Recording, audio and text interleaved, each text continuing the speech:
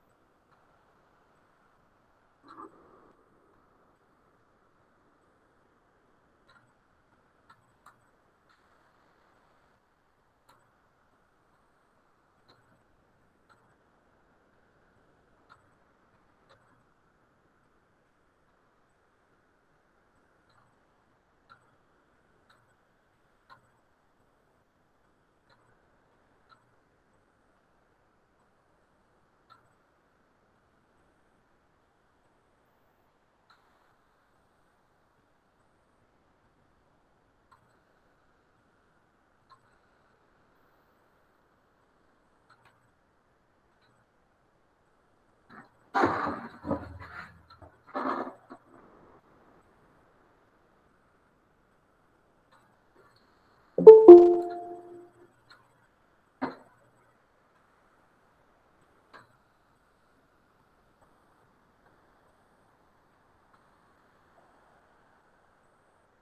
welcome you all at the Government Engineering College, Dahod. Today, we are going to organize an expert seminar on energy conservation and performance assessment of the steam boiler. Energy conservation in the steam plant is one of the prime concerns for the engineering utility engineers handling to that part of the industry. Okay, so our today's invited guest speaker is Mr. Bhavesh Patel, sir.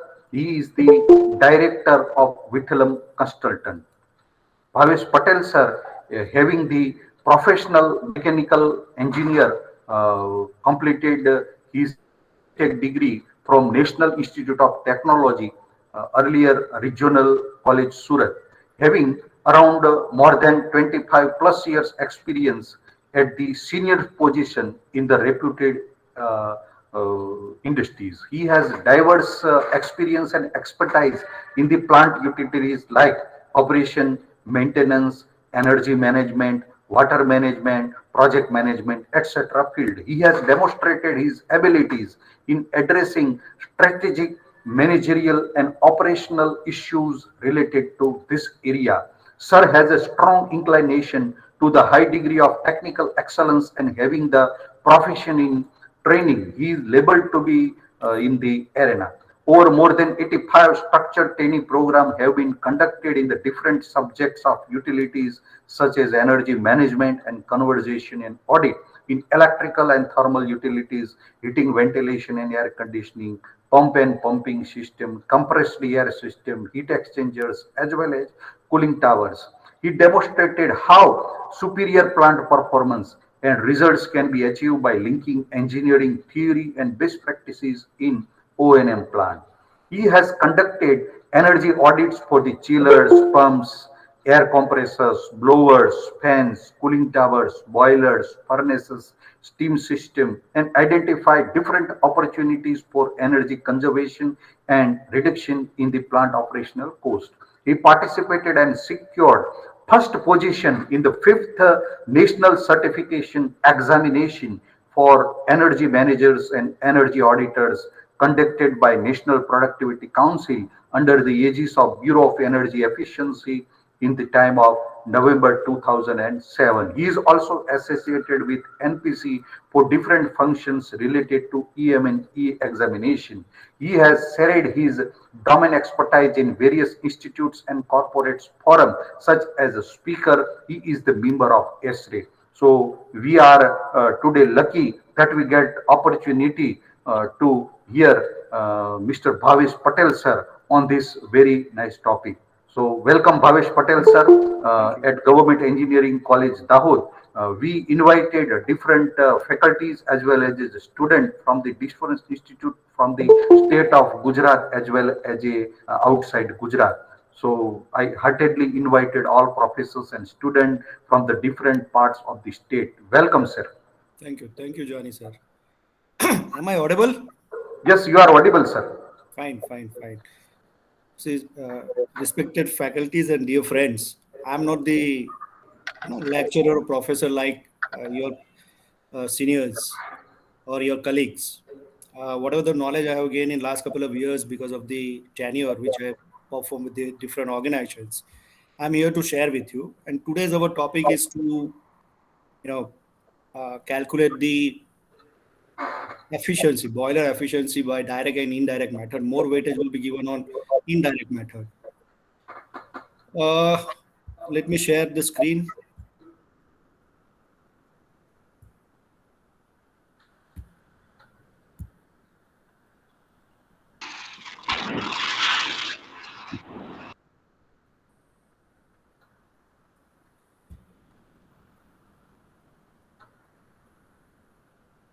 Yeah, are you able to see the screen? Yes, sir. Your PPT in full screen mode now available, and your audio is clearly audible, sir. You can start, sir, now. Fine.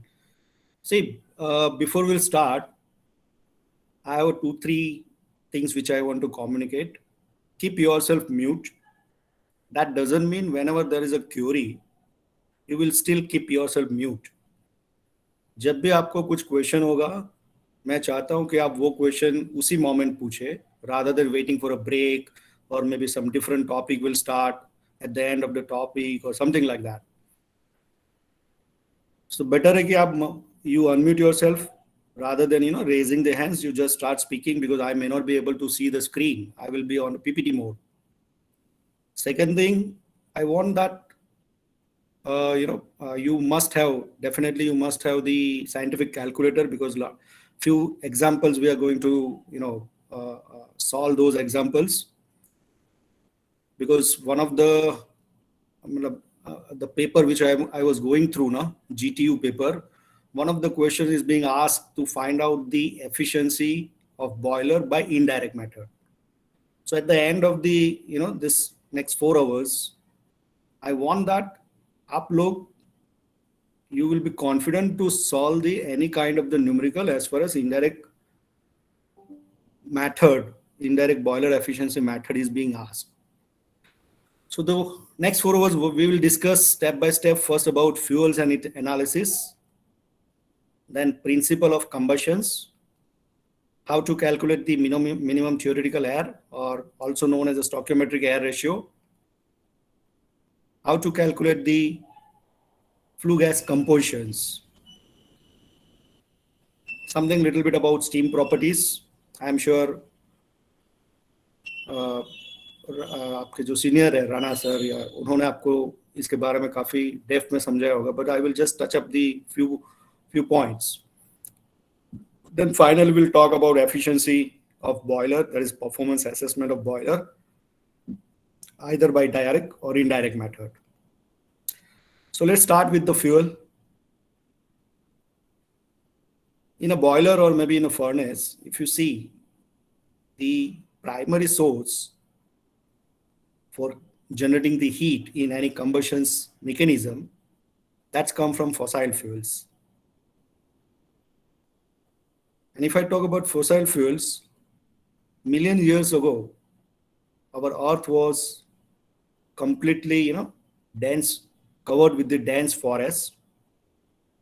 And when this vegetation dies, it forms the peat. And when under some compressions, because of the lot of pressures will be there, that peat will be get compressed between the different sediments layer, and then it forms lignite. And further pressures and compressions, as well as non-availability of the oxygen, anarmic reactions, it forms bituminous and subbituminous coal. That's what the available in our boiler, or you can say furnace, in any different industries. And the last one will be the hardest coal, that's the anthracite coals. But as we know, this all type of the coal is from fossil fuels, and it's from vegetations or maybe animals. There are basically two ingredients, that's carbon and hydrogens. But many times from different locations in a fuel, you will find a sulfur also. So basically 3 ingredients, that's carbon, hydrogen, sulfur, that gives the heat when it reacts with the oxygen, because it's a exothermic reactions and it produces heat and light. So basically 3 ingredients are important for combustions, that's carbon, hydrogen, and sulfur. If I talk about normally used fuel, there are different types of fuel. There is solid, liquid, and gaseous. Solid fuels normally use coal, lignite, bagasse, petroleum coke, rice husk, biomass. For liquid fuels, you can find that petrol, furnace oil, light diesel oil, low sulfur heavy stocks, natural gas liquid, NGL. For gaseous, it's a NG, that's natural gas, RFG, refinery, feed gas, BFG is a blast furnace gas, COG is a coke oven gas. That two gas you can find in a steel plant. Apart from that, in steel plant, you can see Corex gas also. So that's the productions due to the process. So these are the different fuels you will find in any industry for the combustions. And to understand the combustions, we have to analyze the fuel. So basically two types of analysis. One is a proximate analysis, where certain mass of the fuel, let's say coal, will be taken. First, it will be heated to 100 degrees Celsius. Whatever the moisture, surface as well as inherent moisture will be there, that will be burned, that will be just gone away. So difference of the mass is the mass of moisture. Then you will find out the volatile matter when we burn that coal to 300 to 350 degrees Celsius. Whatever the gas, it will be there. Carbon and hydrogens, that will be gaseous forms, that will be distilled, that will be removed. So difference of once again mass is the volatile matter. And after that, it will be burned to 700 to 750 degrees Celsius under prescribed manner, or you can say conditions. Whatever the balance will be there, that's the ash. And difference after all these three will be the fixed carbon.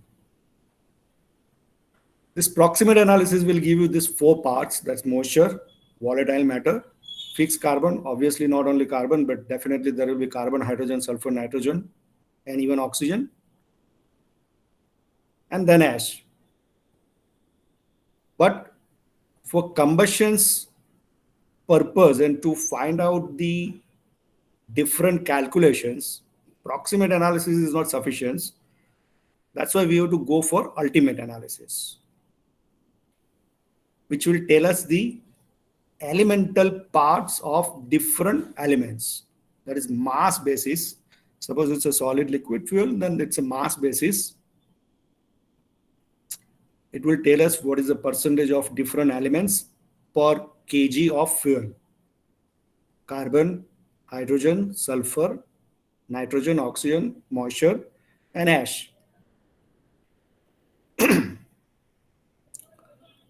If I talk about little bit significance of different, you can say like volatile metal, fixed carbon, or you can say ash. As I said, volatile matter is a complex mixture of organic materials, and it volatilizes quickly once we heat up somewhere around 300 degrees Celsius to 350 degrees Celsius. Now there are higher the volatile matter, that fuel is known as a reactive fuel, and lower the volatile matter, it's a non-reactive fuel like petcoke, which is difficult to burn, harder to burn.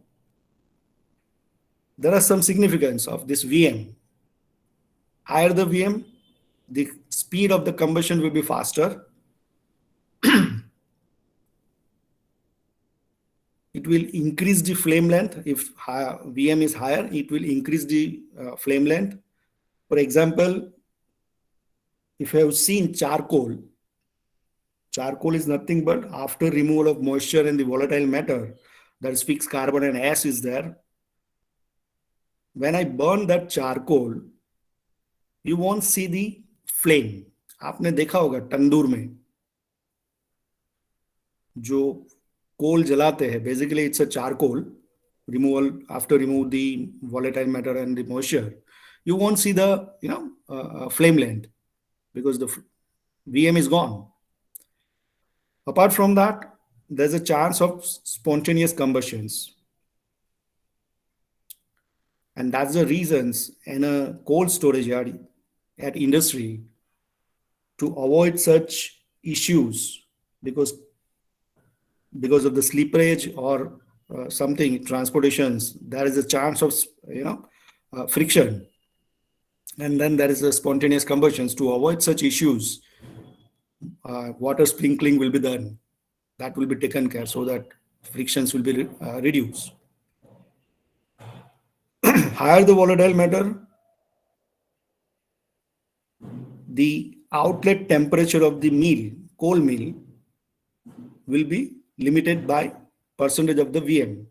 If you increase the outlet temperature of coal after the coal mill, and if that coal has a high VM, then there's a chance of combustions itself inside the mill.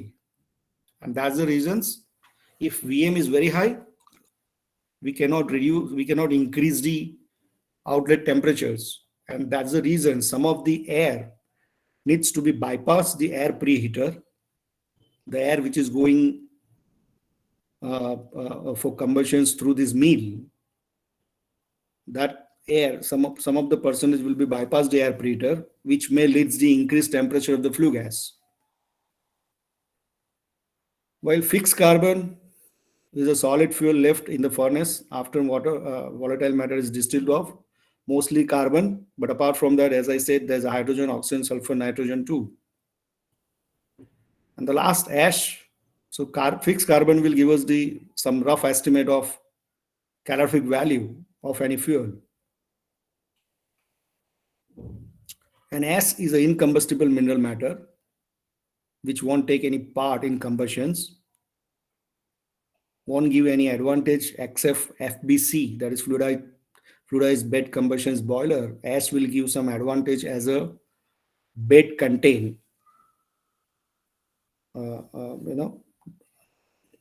but there are a lot of challenges because of the ash. The problems will be there, like erosion. There are fly ash and bottom ash. Fly ash will get carried away with the flue gas and will erode the surface of the flue gas path. Apart from that, many times this ash get melted off and stick on the surface of the heat transfer, and because of that it will reduce the heat transfer rate, creates the falling, and when this melted ash will get solidified, it will form the clinkers which may damage the boiler tubes. Apart from that, ash will create corrosions too. Now let's talk about combustion. It's nothing but it's a rapid oxidations of fuel with either heat productions or heat and light, both will be produced. So adequate supply of oxygen is required for complete combustions. Now how much adequate? That's what we have to calculate. Now in a boiler or any furnace which utilize the heat generated by the combustion of the fuel to heat either water in case of a boiler, or maybe air or some air preheater, some air heating elements, and in a furnace some process material that will be heated after whatever the heat is being produced through the combustions. Now the purpose of the boiler is to generate the particular quality and quantity of the steam. Apart from that, two more important functions is the efficient combustion system, because the efficiency of the boiler or any furnace will depends on how efficiently you can take away whatever the energy available in the fuel. First, that energy needs to be explored, needs to be because the energy which is available in the fuel is stored energy, like in coal. So first of all, that combustion system should be so efficient that whatever the energy is available in the coal, that needs to be extracted from that, and then it will be transferred, that heat to transfer that energy to heat the water so that it will get converted to steam. So that's the reason efficiency of boiler most important. It depends upon two things: how efficiently we can extract the stored energy from the fuel, so how efficient our combustion system is, and second, how efficiently we can transfer to the water so that the right quality and the quantity of the steam is being generated.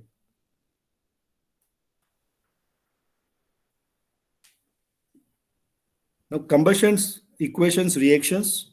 As I said, there are three elements that takes in part for combustions. That's carbon, hydrogen, and sulfur.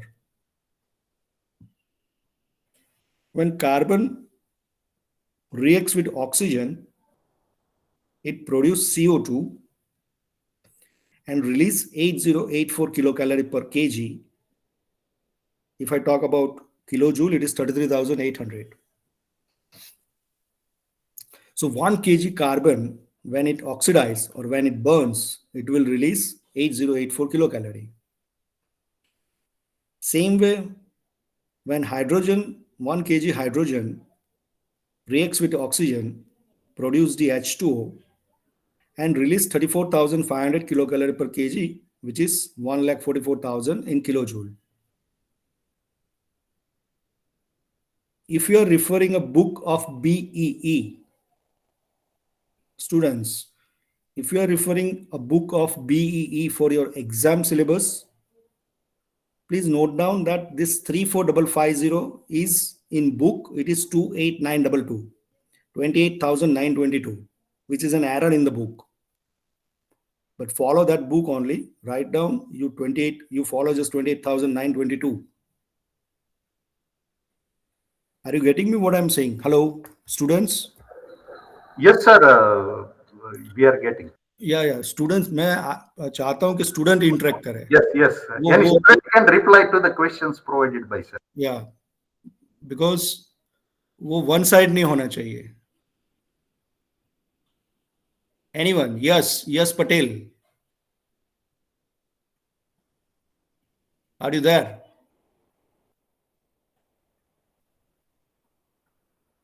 Zafar Zafar Khan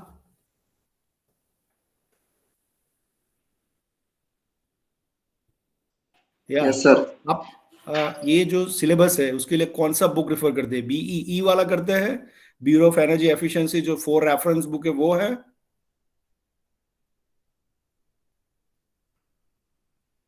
hello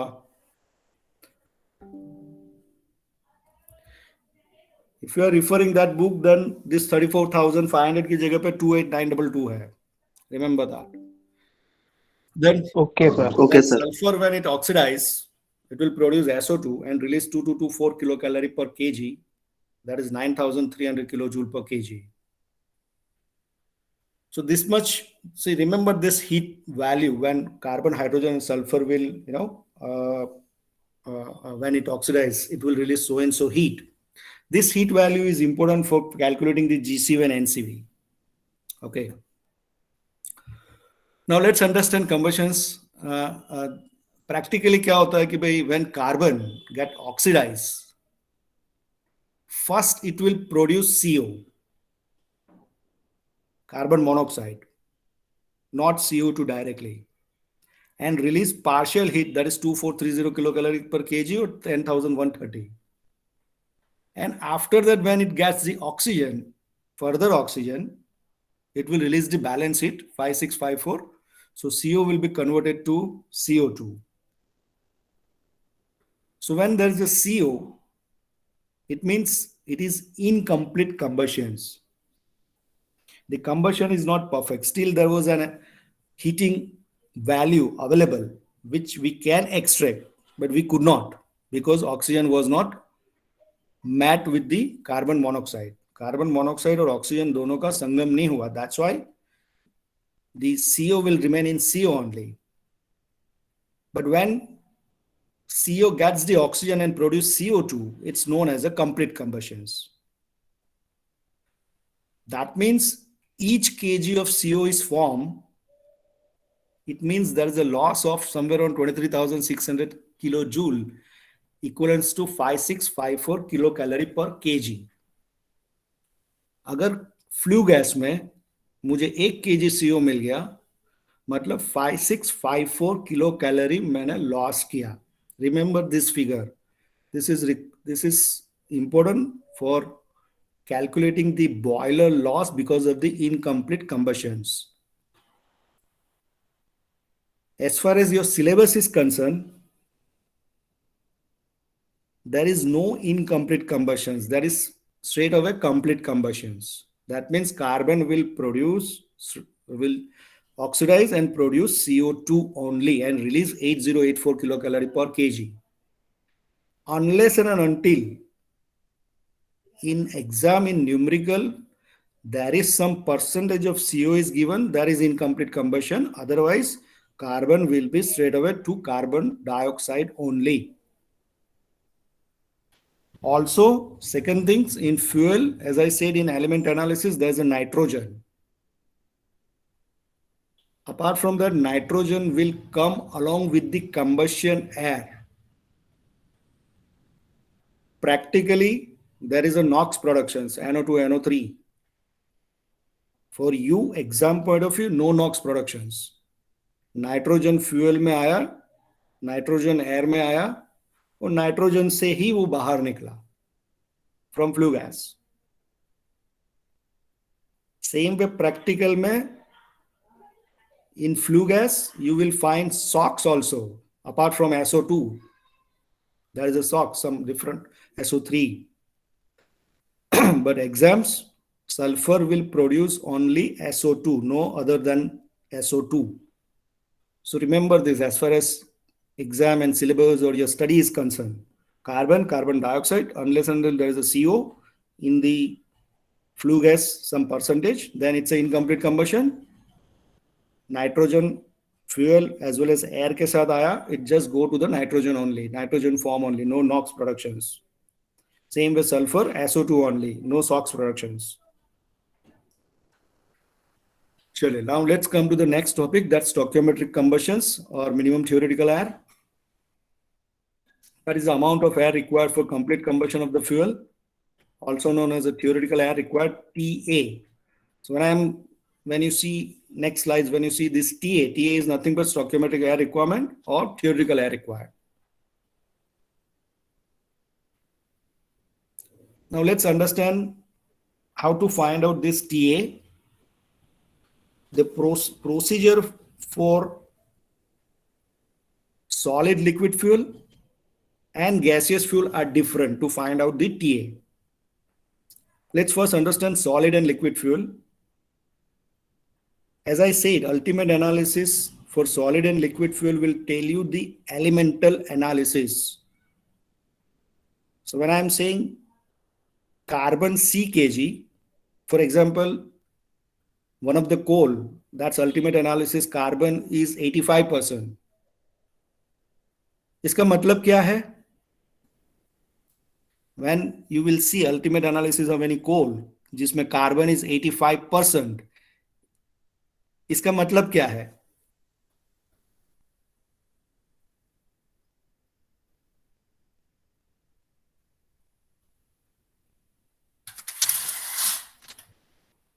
या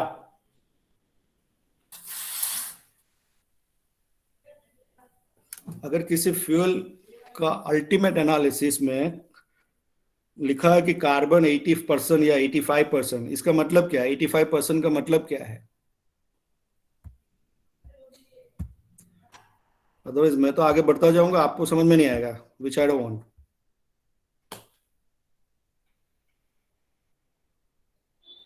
इसका मतलब है sir कि carbon का उसमें percentage 80% है. हाँ fuel में. हाँ ओके. तो अगर मेरे पास Combustion में 1 इस्तेमाल kg होने कोल वाला. है, अगर 1 kg कोल है तो कार्बन कितना है?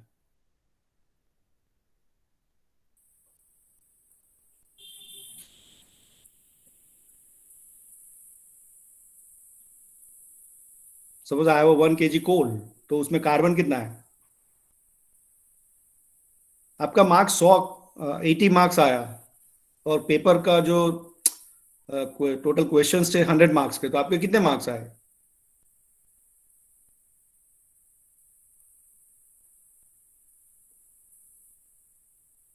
Sir 800 gram. 800 grams, yeah, 0.8 kg, correct? So when you will see ultimate analysis, carbon so and so percentage, let's say 85%, इसका मतलब ये कि अगर मैंने 1 kg या x kg मास लिया, सपोज 100 kg लिया, तो उसमें 80 kg is a carbon. That is the mean of ultimate analysis by mass, correct? By mass. Same way, when I'm saying H kg hydrogen, matlab that H may be 10% or 12% or 9% something. Let's say 10%. So that means per kg of coal, 10%, 0.1 kg is the hydrogen. Let's understand step by step. So as I said, there are three ingredients which are very important for combustions. That's carbon, hydrogen, and sulfur. Let's understand this with molar reactions to mass reactions for solid and liquid fuel. See, carbon, as I said, carbon oxidize and produce CO2. Correct? Now, there is a principle for any reactions. Suppose here there are two elements. One element is carbon, second is oxygen. दोनों में react करके one more element is produced, that is carbon dioxide. So equations, मतलब ये reactions तभी होगा जब carbon will be 1 kilomole, oxygen will be 1 kilomole, and CO2 will be 1 kilomole. That then when it's oxidized, it will produce 1 kilomole CO2. Now I want to understand what is this kilomole.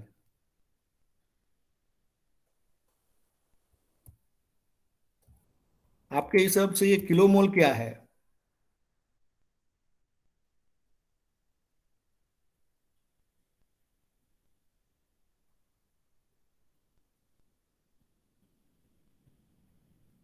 Yeah, anyone? Whatever the things come in your mind, आपके दिमाग में जो भी आ रहा है, Hindi, Gujarati, English, Marathi.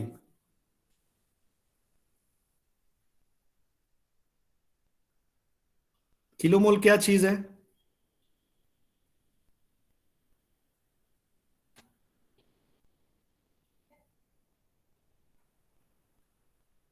Hello, I need answer. Answer नहीं आएगा तो मुझे मजा नहीं आएगा.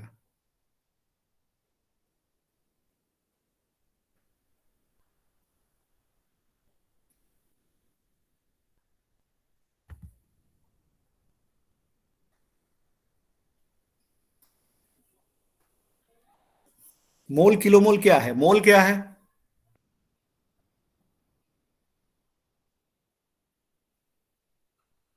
This is in standard 8. 8 या 9 में आता होगा.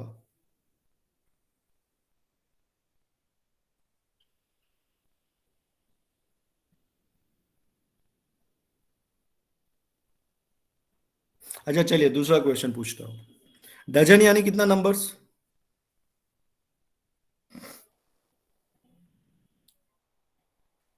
या 1 डजन यानी कितना नंबर्स? 12 क्यों 12? 13 क्यों नहीं? 11 क्यों नहीं? Any logic?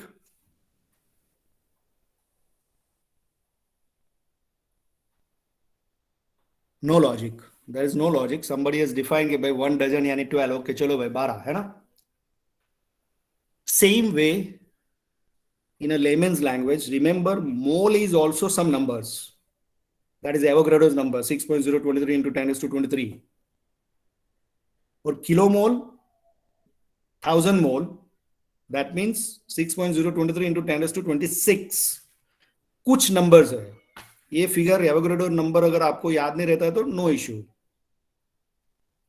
But some numbers, remember that. उतना molecules. 1 kilomole carbon, इसका मतलब 6.023 into 10 to 26 numbers molecules. But there is some logic. Logic ये है कि किसी भी substance का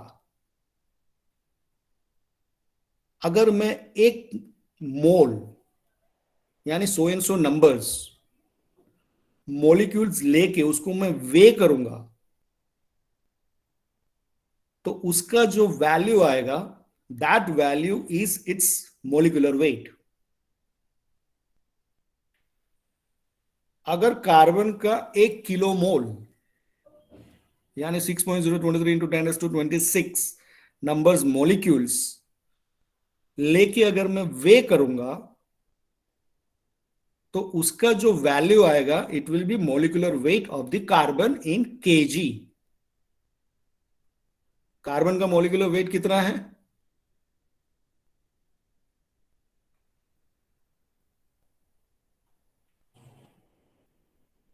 या 12 12। moles. 12। What about oxygen? 16. O2, O2, O is 16, O2 is 32. 32। So 1 kilomole carbon का अगर मैं वे करूंगा, से किसी भी इक्वेशन रिएक्शन तभी होगा जब दोनों एलिमेंट्स का किलोमोल सेम होगा। Okay, so can I right this equations like this कि 1 kilomole carbon plus 1 kilomole oxygen is equal to 1 kilomole, which will produce 1 kilomole CO2. अगर 1 kilomole carbon, nothing but it's a 12 kg carbon requires 32 kg oxygen to produce 44 kg CO2. बोल सकता हूं नहीं बोल सकता हूं? Yes or no? Yes, sir. Okay, that means 1 kg carbon के लिए कितना ऑक्सीजन चाहिए? आपको कैलसी लेके बैठना पड़ेगा, and don't use that mobile calci. So 1 kg अगर कार्बन है तो कितना चाहिए?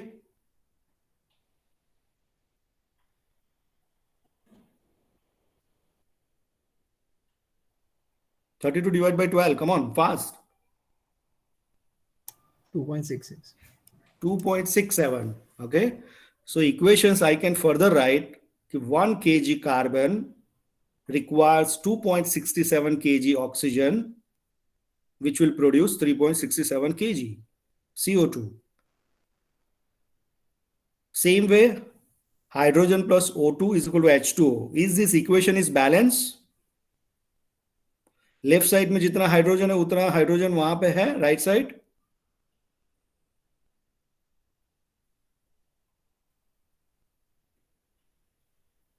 No. Yes or no? Hydrogen. Yes, sir. So hydrogen is there. What about hydrogen oxygen? Oxygen balance नहीं है सर। So बैलेंस करने के लिए क्या करना पड़ेगा? बैलेंस करने के लिए H2O में 2 का मल्टीप्लाई करना पड़ेगा और H2 में 2 का मल्टीप्लाई करना पड़ेगा। ओके, सो मैंने 2H2O किया। सो नाउ 2H2O तो ऑक्सीजन बैलेंस हो गया, बट लेफ्ट साइड में हाइड्रोजन इन बैलेंस हो गया, तो वहां पे मैंने 2H2 कर दिया। So equation is now balance. 2H2 plus O2 is equal to twice H2O, correct? Or you can write H2 plus half O2 is equal to H2O. Doesn't, both are same. But ये equation को अभी आप molar में कैसे लिखेंगे? How many moles are required for hydrogen?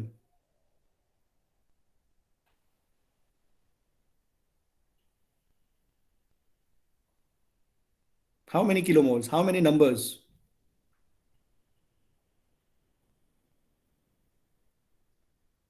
Can I write these equations can be written like this also? Okay, 2 kilomole hydrogen requires 1 kilomole oxygen to produce 2 kilomole of H2O. हाँ या ना? Yes, sir. सो 2 kilomole Yes, sir. Hydrogen को अगर मैं वे करूंगा तो कितना मास आएगा?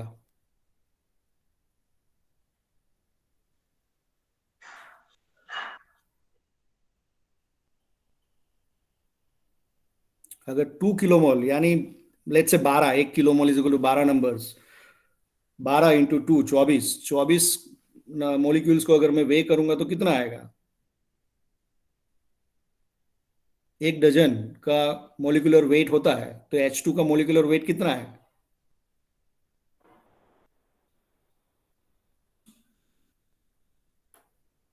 ओके, सबसे पहले तो आप ये मोलिकुलर वेट लिख लीजिए। हाइड्रोजन H2 उसका मोलिकुलर वेट कितना है?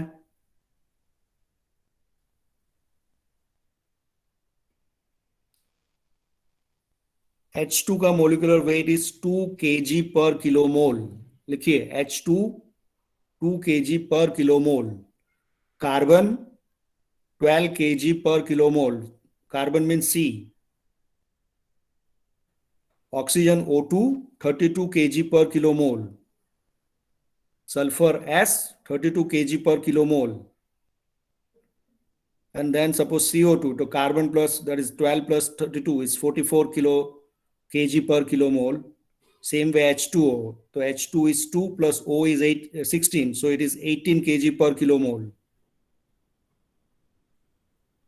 Then SO2, sulfur dioxide. SO2 32 plus 32 64 kg per kilomole. ये अगर आपको बॉयलर का एफिशिएंसी निकालना है तो ये मोलिकुलर वेट आपको याद होना ही चाहिए. So H2 का kilomole is how much? 2. 2 into 2 is 4 kg. O2 का 32. H2O 18 into 2, so 36 kg. So mass balance हो गया. 4 kg plus 32 kg oxygen will produce 36 kg. So that is per kg hydrogen. How much oxygen?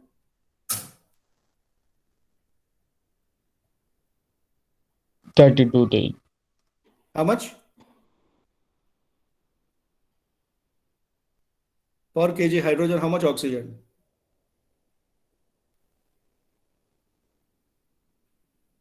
32 divided by 4. Come on, fast.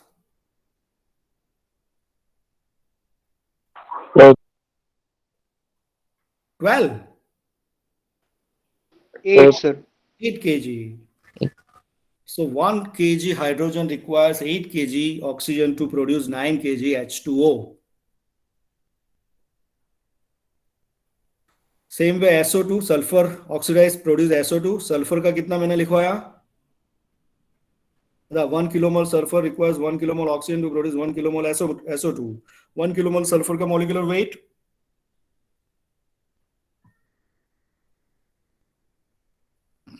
अभी लिखा ना?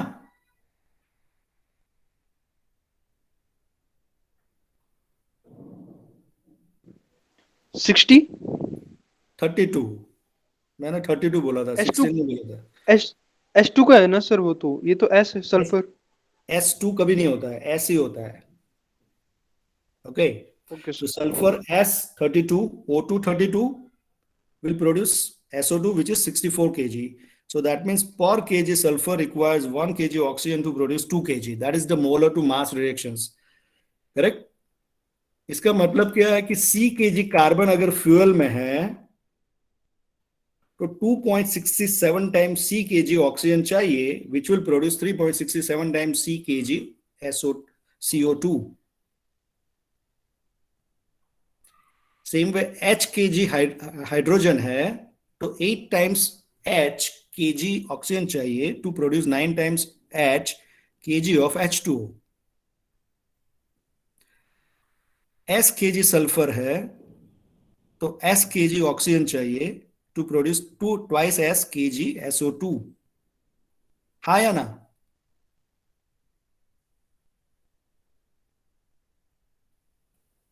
Hello. Yes, sir. Correct? Now let us come to so this is oxygen requirement of 3 different ingredients. So now let us talk about fuel. So fuel ka ultimate analysis looks like this: carbon C kg, hydrogen H kg, sulfur S kg, nitrogen N, oxygen O, H2O, that is a moisture, so M kg, ash A kg, and total summation of this will be 1 kg. So as I said, there are 3 ingredients which will take in the elements which will take parts in the combustions. C kg requires 2.67 times C kg oxygen per kg of fuel. Hydrogen 8 times H kg of oxygen per kg of fuel. Sulfur single S kg of oxygen per kg of fuel. So and what about this O, the oxygen available in the fuel? That much amount of the oxygen is not required in theoretical, on paper. Stoichiometric air ratio matlab theoretical matlab on paper. So the minimum theoretical oxygen required summation of this, and oxygen O kg, which is available in the fuel, that will be deducted. So 2.67 times C plus 8H plus S minus O, that's the kg of oxygen per kg of fuel. And normally, as far as India is concerned, oxygen के लिए हम लोग क्या देते हैं? Air देते हैं. There are very few countries जहां पे स्ट्रेट अवे ऑक्सीजन चार्ज किया जाता है, but as far as India is concern, so for no one has trial as a practical commercial, nobody has done because a lot of safety issues are there. So to get the oxygen हम लोग उसमें air देते हैं. Now atmosphere air is a mixture of two things, oxygen, nitrogen plus some gas traces. Remember, by mass, oxygen is 23% and 77% is the nitrogen by mass basis. So if I have 1 kg air, oxygen is 23%, that means 0.23 kg is the oxygen, and balance 77% is the nitrogen. By volume, oxygen is 21% and nitrogen is 79% as far as syllabus is concerned. So that means total air required, ऊपर वाला जो equation है वो क्या है? Oxygen required. तो total air required कितना आएगा? क्या इक्वेशन आएगा?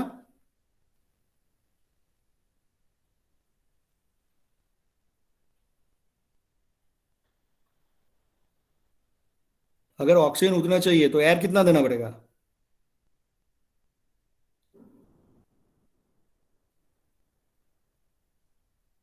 पांच केजी ऑक्सीजन चाहिए तो एयर कितना चाहिए?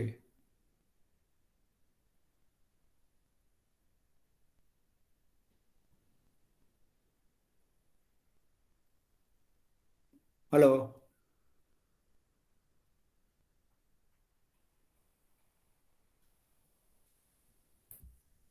अगर पांच केजी मुझे ऑक्सीजन चाहिए और मुझे एयर देना पड़ेगा, तो एयर में कितना दूं? एयर में ऑक्सीजन कितना है?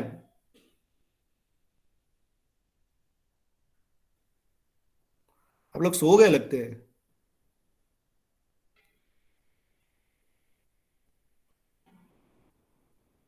हेलो,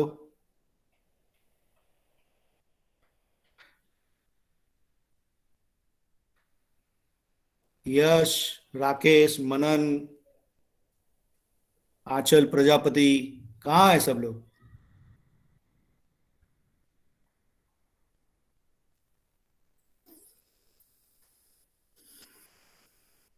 अगर आप ये आंसर नहीं देंगे तो फिर कैसे चलेगा?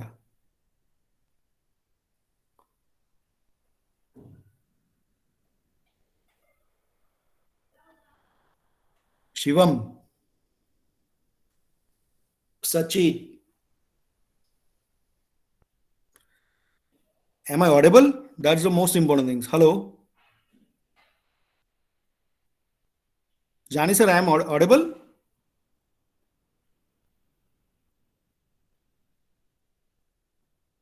Hello,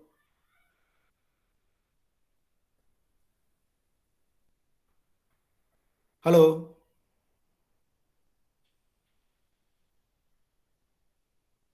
am I audible? Yes sir, आप ऑडिबल है सर. हेलो. हाँ, then Yes, it's sir, okay. yes. कोई तो आंसर दो, बाकी सब लोग चले गए क्या? सी, मेरा क्वेश्चन ये है कि ये ऑक्सीजन अगर 5 केजी चाहिए और एयर मुझे देना है, जो एयर में 23% ऑक्सीजन है बाय मास, तो कितना देना पड़ेगा air?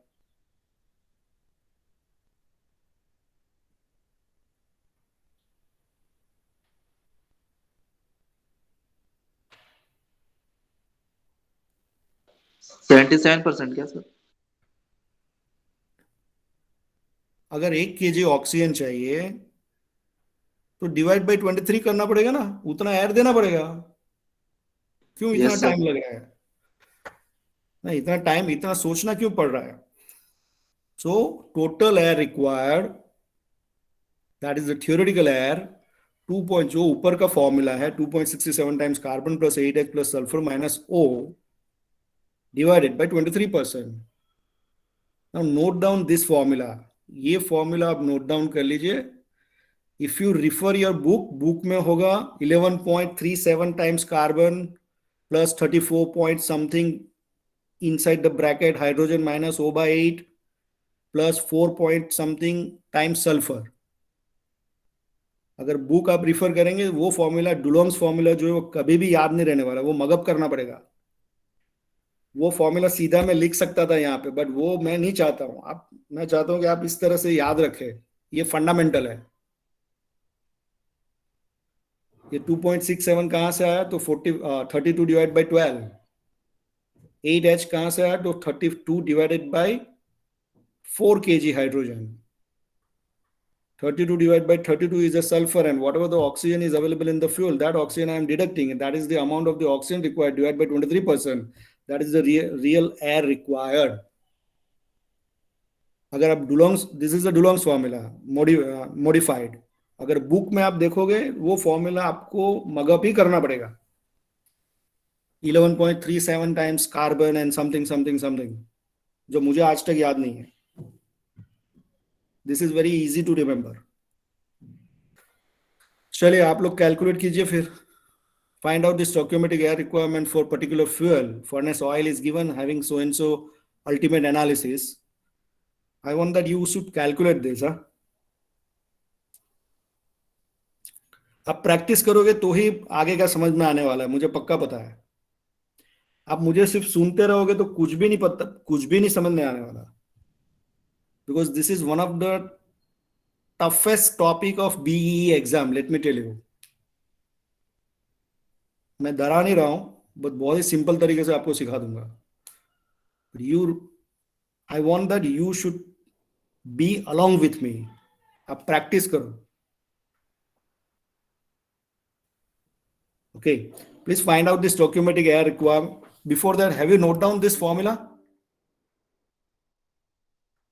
Kindly note down this formula,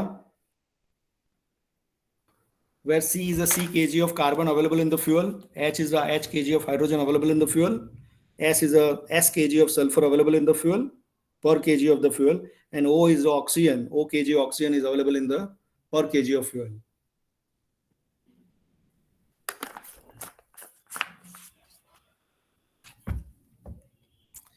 Chale, calculate this. Find out the stoichiometric air required.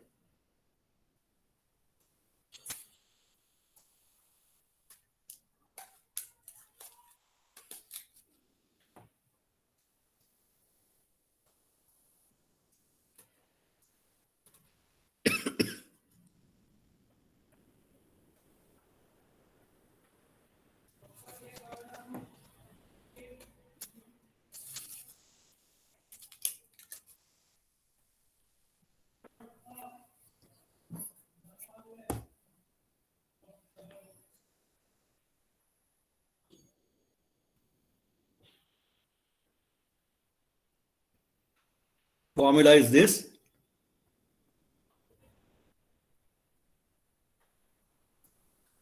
C की जगह पे कितना रखेंगे?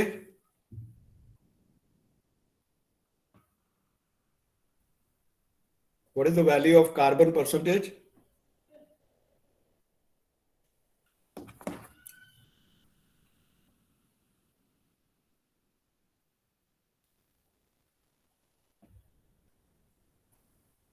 $85.9%.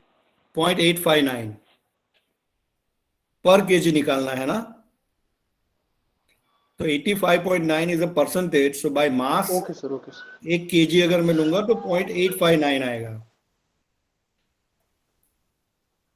So C is 0.859, H is 12%, so 0.12, S is 0.5, so 0.005, and O is 0.7, so 0.007. Divide by 23%.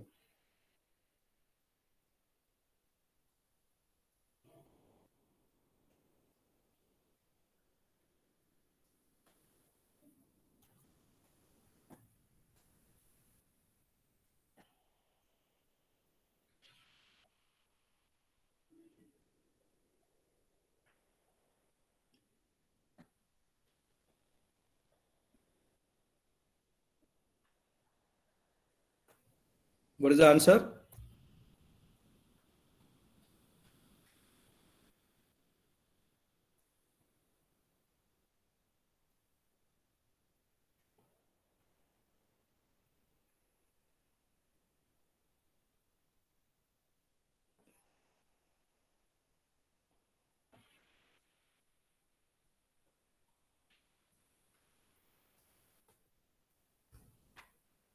Yeah.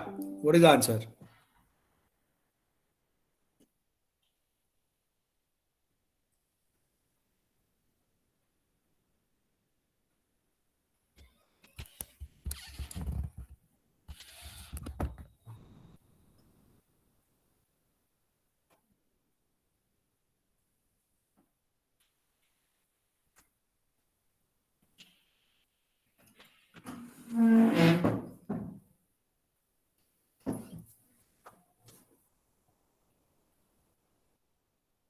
Sir 0.14%.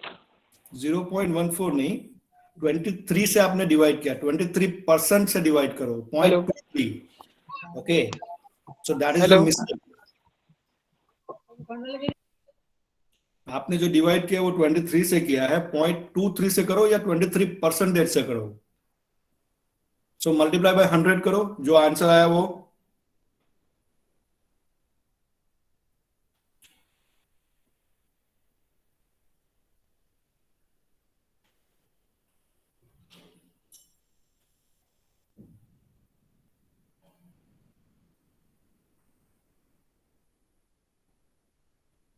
How much?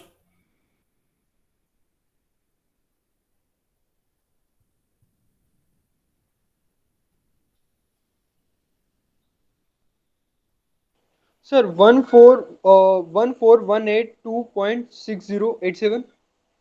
14.18 या 14.13.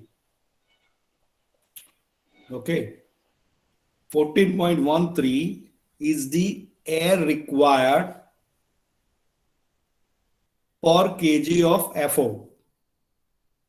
Correct? That is the mean. That is a stoichiometric air required. Sir, और हाँ hello. हाँ हाँ बोलो बोलो. Sir 23% को sir percentage से बाहर निकाला तो 2.1.23 आ रहा है सर. नहीं, उससे ऊपर डिवाइड किया, फिर ऊपर जो है डिवाइड बाय 0.23 करो. 3.262 divide by 0.23. Okay sir, okay sir, okay sir, गलती हो गई सर मुझसे. So 14.13 kg of air Yes, required sir. per kg of FO. This is on paper. Okay. So first and foremost is this. Now this is about solid liquid fuel. How to calculate this solid and liquid fuel के लिए ये formula है. But for gaseous fuel, ultimate analysis is little bit different. Gaseous fuels में, for example, suppose this is the typical analysis, ultimate analysis of typical NG. You will find different, you can say, CH4 will be there, C2H6 will be there, C3H8, different components, not like elements. And ये जो figures है, it is a volumetric analysis, or I will say it's a mole fractions, percentage by volume. जबकि solid and liquid में it was a percentage by mass था. अगर 1 nm³ मेरा fuel Mg है तो CH4 जो है वो 93.9% मीटर क्यूब है, वॉल्यूम में है, not mass. That's the difference. So ultimate analysis for solid liquid fuel will be on mass basis. Here it is a volumetric basis. So to find out the minimum theoretical air for gaseous fuel, rather than molar to mass, we'll go for molar reactions to volume reactions. For example, CH4, when it oxidizes, that will produce CO2 and H2O. So first and foremost is equation balance. सबसे पहले carbon को balance करेंगे, जितना left में उतना right में है।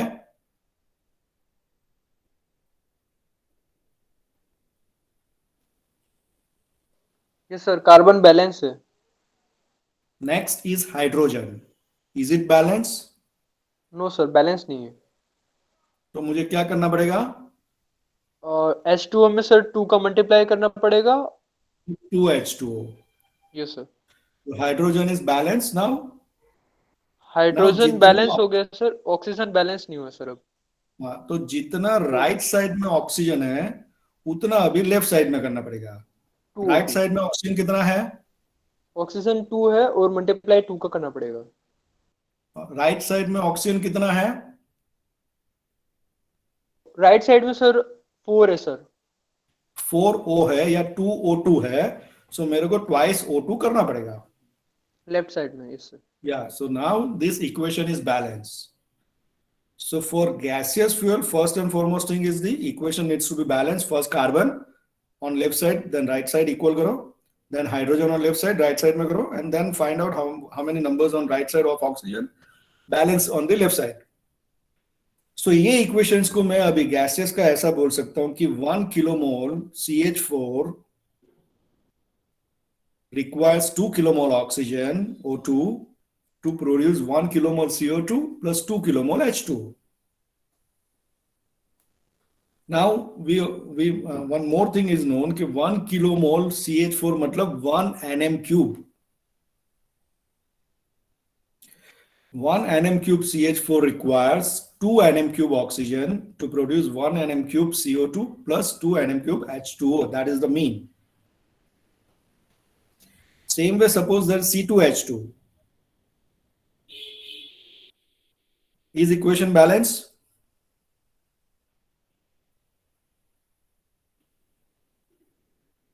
No sir. क्या करना पड़ेगा? कार्बन सर, पहले कार्बन को बैलेंस करेंगे। तो वहाँ लेफ्ट साइड में कार्बन 2 है और राइट साइड में कार्बन 1 है, तो पहले 2 का मल्टीप्लाई करेंगे CO2 में। तो 2 CO2 हो गया। Next. Next sir, H2 balance है हम्म और 2 दूनी 4, 5, 5। यहाँ पे O2 अनबैलेंस है अभी सर।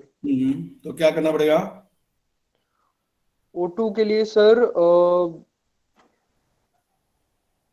लेफ्ट साइड में है, तो इस साइड में 5, 2 दूनी 4 और 1 5 है। तो 5/2 या तो 2.5 हो गया ना? Yes sir. 5/2 या 2.5 oxygen O2. Okay. Now equation is balanced. These equations can be read out like this. 1 kilomole C2H2 requires 2.5 kilomole oxygen to produce 2 kilomole CO2 plus 1 kilomole H2O.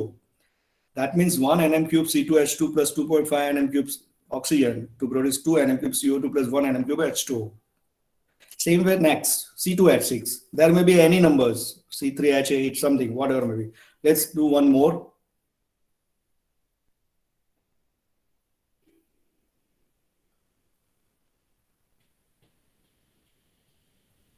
How many CO2?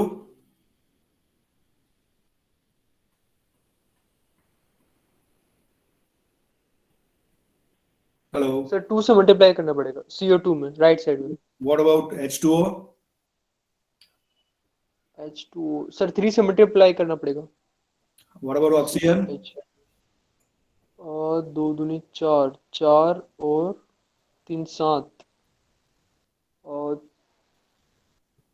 3.5 sir. So this is equation balance, जिसको हम लोग ऐसा लिख सकते हैं. Now we know kilomole to nm cube is same. So 1 kilomole is 1 nm cube. So 3.5 nm cube oxygen plus 2 nm cube CO2 plus 3 nm cube H2. So first we have to do, to find out the minimum theoretical air for gaseous fuels, we have to convert that to molar reactions to volumetric reactions. Let's take one example. Suppose this is the mixture of one of the gas, जिसका ultimate analysis CH4 is 69%, C2H6 is 29%, and nitrogen is 2%. So first we will go for that equations.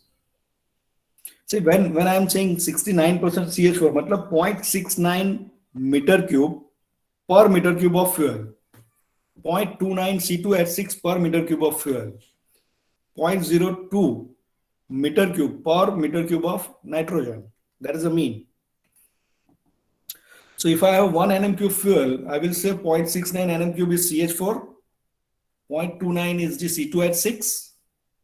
That 2 will take into the combustion process. Nitrogen तो जैसा है वैसे ही जाएगा. So equations लिखेंगे. Molar reactions CH4 plus 2O2 is equal to CO2 plus 2H2O. Same way C2H6 के लिए C2H6 plus, okay, ये equation को मैं ऐसे रीड करूंगा कि 1 nm क्यूब CH4 को 2 nm क्यूब ऑक्सीजन चाहिए. हाँ या ना? Yes sir. तो 0.69 अगर है तो मल्टीप्लाई बाय 0.69 nm क्यूब, 0.69 से मल्टीप्लाई करो. 2 इंटू 0.69, ये 0.60 गलती से लिखा है. 2 into 0.69 is equal to 1.38 nm cube of oxygen. Yes sir. Now find out same way for C2H6. Suppose it is 29%, 0.29. So how many nm cube of oxygen is required? Just find out for C2H6.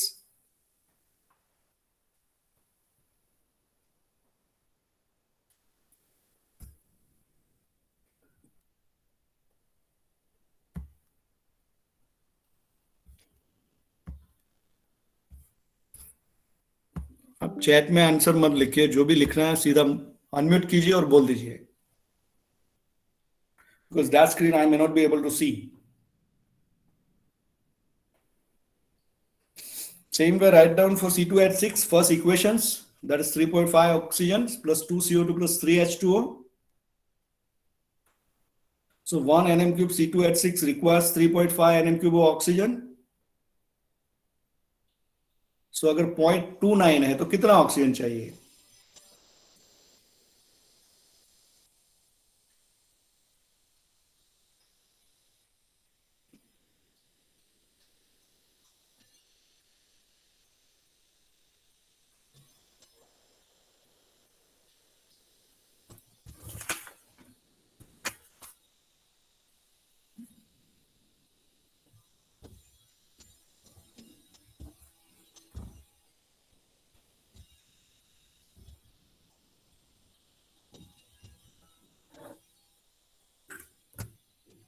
Yeah, how much?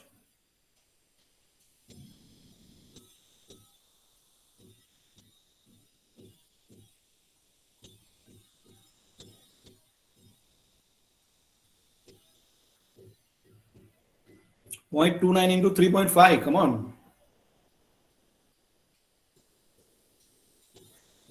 1.02, तो total कितना चाहिए?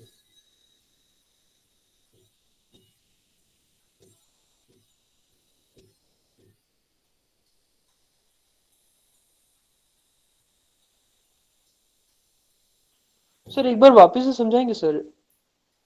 कौन सा वाला, ये वाला? ये sir जैसे कि सर अगर ऑक्सीजन में सर अगर 2 से मल्टीप्लाई किया नहीं, 2 में 2. अच्छा, ये इक्वेशंस, ये वाला? नो सर आगे है सर, वो जो अभी आपने बताया था सर उसकी मैं कह रहा हूँ. ये पहले तो ये फ्यूल जो है CH4 69% का मतलब हुआ 0.69 मीटर क्यूब CH4 है. C2H6 तो सर 20. वो, हेलो, हाँ, ये सर वो जो आपने आगे के इक्वेशंस में वो जो नीचे सर आगे सर और सर आगे, ये सर इसके आगे एक और लाइन खींचो सर, ये वाली. हाँ ये वाला सर, ये थोड़ा समझ में नहीं आया सर. 2 से मल्टीप्लाई करने के बाद उसमें नहीं. आंसर कैसे आ गया सर? 1.38 1.89 आ रहा है मेरा तो. हाँ, करेक्ट. एक बार सर वापस से समझाएंगे सर? मेरा जो स्लाइड सब कुछ सही होगा वो जरूरी नहीं है. मैं जानना चाहता हूँ कि आप लोग मुझे क्रॉस चेक करेंगे. सो मेरी गलती होगी होगी होगी और होगी. Okay, so I want that you correct me so that I will know कि आप लोग जाग रहे हो. से 1 nm cube CH4 is equal to 2 nm is required 2 nm cube oxygen. ये तो ठीक है, इसमें कोई yes doubt? Sir. No sir. So मेरे पास अगर एक NM³ CH4 है तो मुझे 2 NM³ ऑक्सीजन चाहिए, तो मेरे पास CH4 कितना है फ्यूल में? 0.69। 0.69। 1 NM³ के लिए 2 NM³ चाहिए, तो 0.69 के लिए कितना चाहिए? सॉरी सर, क्या सर, एक बार वापस रिवाइज करेंगे? 1 रिपीट NM³ करें। CH4 के लिए 2 NM³ ऑक्सीजन चाहिए, तो 0.69 के लिए कितना चाहिए? 2 मल्टीप्लाई 0.29, सॉरी सर, 0.29 कहां से आया? 0.69। Yes sir, yes sir. 2 into 0.69, ये जो 0.60 जो है ना वो गलत लिखा है मैंने जानबूझ के, ताकि आप मुझे चेक कर रहे हैं कि नहीं कर रहे हैं, मुझे तो पता चले। सो 0.69 के लिए 2 into 0.69 equal to 1.38। Same way find out for C2H6। This is the equation. C2H6 का पहले इक्वेशन लिखो, बैलेंस करो। So first balance carbon, so 2CO2, then balance hydrogen, so 3H2O. Now how many oxygen on right side? It's 7. So left side में 7 by 2, that is 3.5. So इसका मतलब क्या हुआ कि अगर एक NM³ C2H6 है तो मुझे 3.5 NM³ ऑक्सीजन चाहिए।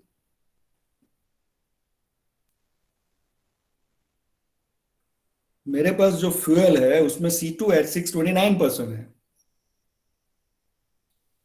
So 0.29 NM³ C2H6 के लिए 3.5 into 0.29, that is equals to 1.02 NM³ of oxygen is required. Nitrogen के लिए कोई ऑक्सीजन नहीं चाहिए, क्योंकि नाइट्रोजन जो आएगा वैसे ही जाएगा। That's the assumptions.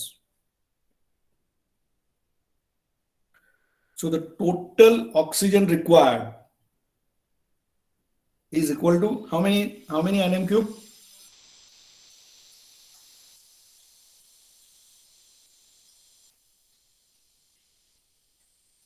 दोनों का सम कर लो। 2.5, 2.4, correct?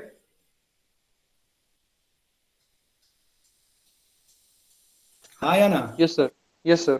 So 2.4 NM³ is the oxygen required per NM³ of fuel. But मुझे तो कैलकुलेट करना है air. So the air required per NM³ of fuel is equal to 2.4 oxygen divided by volume. Air में oxygen का by volume कितना है?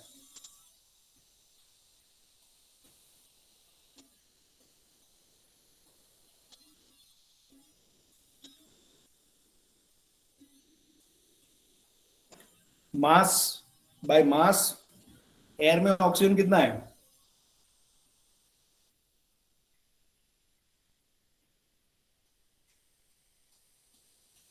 Hello,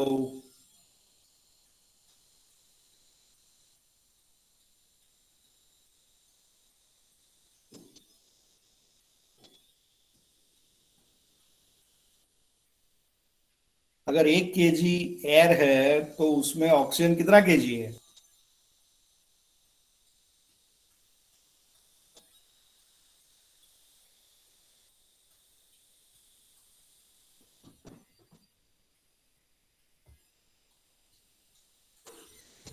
Student, please reply to sir according to the proportion of oxygen in the air.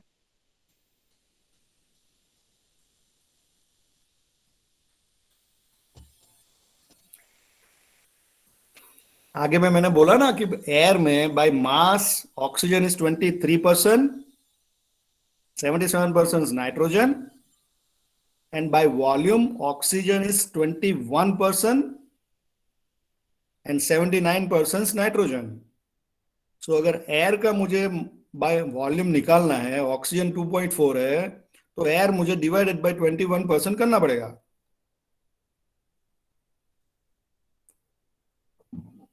हाँ या ना?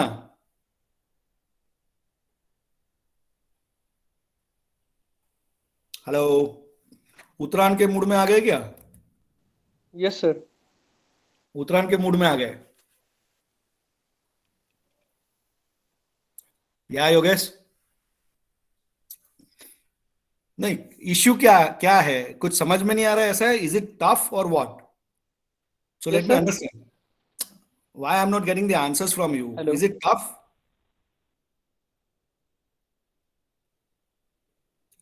कुछ tough लग रहा है क्या या सर मेरा लैंग्वेज? इंटरनेट कनेक्शन थोड़ा सर स्लो चल रहा है, तो सर आपकी आवाज थोड़ी कट कट के मेरे हाँ, पास नहीं, कट कट के that पहुंचती I है can सर थोड़ी। understand. Let's say one of the person, that's Yogesh.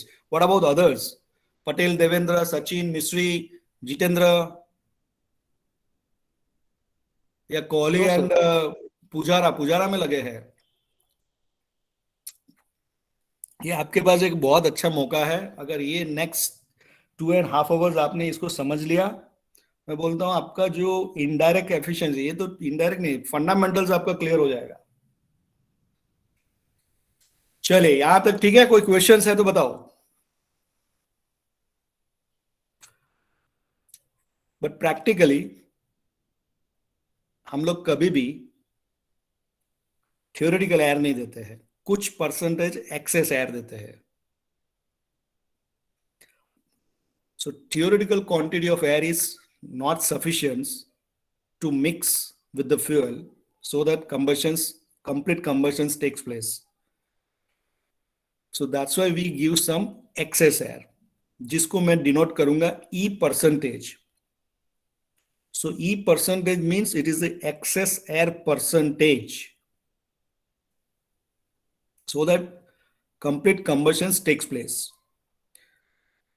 Now मैं excess air दे रहा हूं, तो एयर के साथ क्या क्या जाएगा? एयर में क्या क्या है?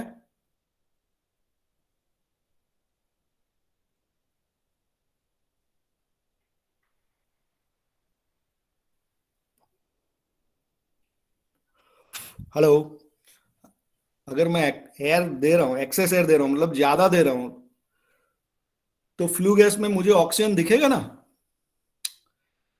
स्टोकियोमेट्रिक अगर मैं यानी उतना ही दूंगा जितना मुझे एग्जैक्ट मिनिमम थियोरेटिकल एयर ही दूंगा, तो मुझे तो ऑक्सीजन फ्लू गैस में नहीं दिखेगा. बट अगर मैं ज्यादा एक्सेस एयर दूंगा, थोड़ा सा ज्यादा दूंगा, तो कुछ ऑक्सीजन वो रिएक्ट नहीं होगा कार्बन हाइड्रोजन सल्फर से. So as a result, there is some oxygen available in the flue gas at the outlet of the economizer that can be measured with the help of monitoring instrument like combustion ferrite.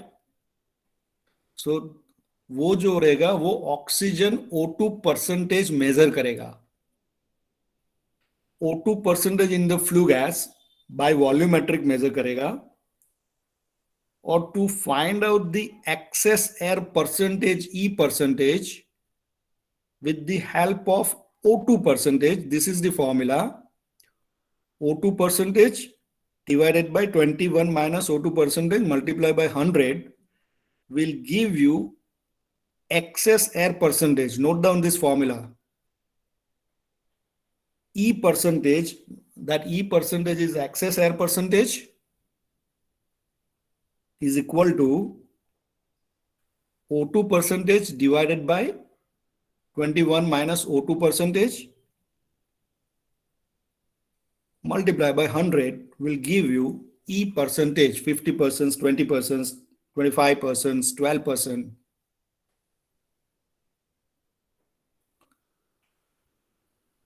And then this E percentage is specified as a percentage of minimum theoretical air required for complete combustions. So excess air quantity EA is equal to TA, that is the theoretical air required, multiply by percentage, divide by 100 करेंगे. So उतना kg of air as a excess EA per kg of fuel मुझे देना पड़ेगा. क्या दे रहा हूं? हाँ या ना?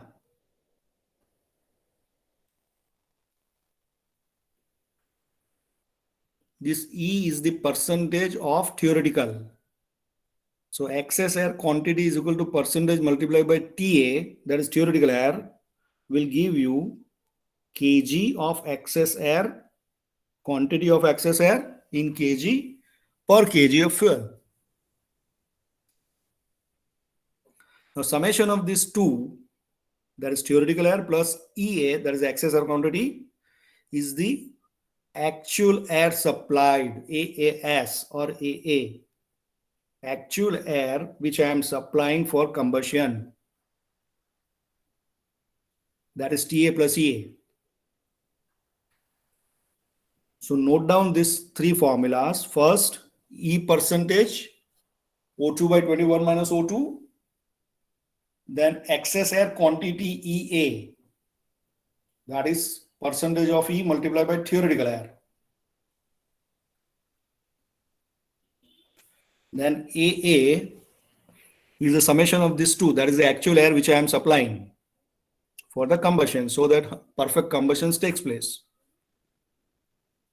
यहाँ तक कोई doubt?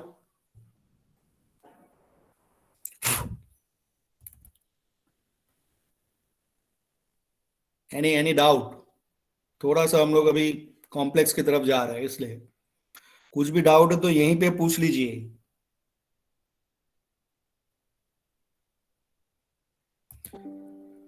Now many times it is very difficult to find the oxygen percentage in flue gas. अगर आपका न्यूमेरिकल के अंदर में O2 percentage in flue gas is given, then use this formula, E percentage is equal to O2 percentage divided by 21 minus O2 percentage. If O2 percentage of flue gas is given in your numerical, use this formula. Do not use others. But O2 percentage is not given in the numerical, which is sometimes it is difficult to measure. Then CO2 percentage will be measured. In that case, excess air percentage, E percentage, is equal to this. Note down this. 7,900 into CO2 percentage theoretical minus CO2 percentage actual, that's what we have measured, divided by CO2 percentage actual, multiplied by 100 minus CO2 percentage theoretical.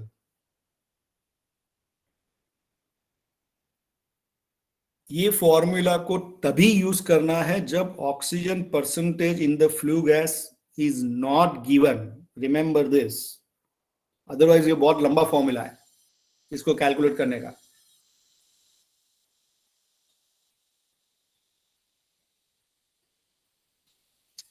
And once it is E percentage is find out, once again EA, that is excess air quantity, whatever the percentage multiplied by TA, and actual air TA plus EA.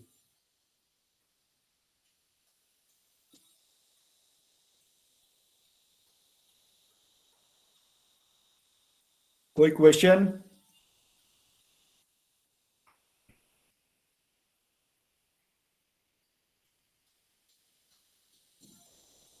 Once again मैं repeat कर रहा हूं, ये formula तभी use करना है जब oxygen percentage of the flue gas is not given. आपको न्यूमेरिकल में दोनों देंगे, ऑक्सीजन भी देंगे और CO2 भी देंगे. CO2 भले दे या ना दे, अगर ऑक्सीजन परसेंटेज दिया है तो वो ही फॉर्मूला को, आगे वाली फॉर्मूला को ही यूज करना है, अदरवाइज आपका इसमें टाइम चला जाएगा. चलिए आगे बढ़ते हैं. Flue gas. Flue gas is a by product, you can say after combustion जो भी प्रोडक्ट है that is known as a flue gas, जो स्टैक से निकल रहा है, जो चिमनी से निकल रहा है. सो कंबशन मैकेनिज्म्स, फ्यूल जिसको मैंने एयर दिया तो बाय प्रोडक्ट जो प्रोडक्ट बना वो फ्लू गैस बना प्लस हीट बना, हीट और लाइट. फ्यूल में क्या क्या रहता है जो आपका कंबशंस में पार्टिसिपेट करता है? That is carbon, hydrogen, sulphur, nitrogen, oxygen, H2O, ऐश. ये सब फ्यूल में रहता है. नाइट्रोजन में क्या रहता है? हाँ सॉरी, एयर में क्या रहता है?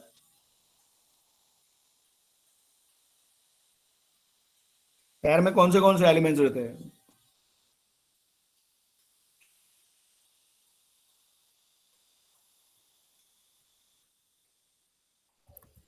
Hello? Oxygen, nitrogen. Oxygen and nitrogen, correct. तो नाइट्रोजन एंड ऑक्सीजन मैं एयर के साथ सप्लाई करता हूं। तो फ्लू गैस जो रहेगा ना, उसमें क्या क्या रहेगा?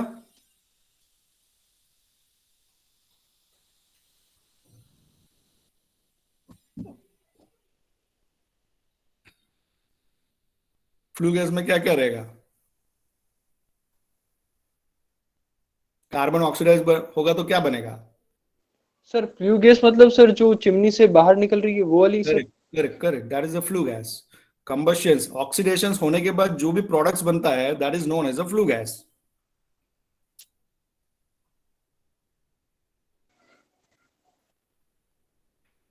सो फ्लू गैस में सबसे ज्यादा जो रहेगा वो पहला नाइट्रोजन रहेगा। बाय वॉल्यूम की मैं बात कर रहा हूं। दूसरा जो रहेगा वो CO2 रहेगा।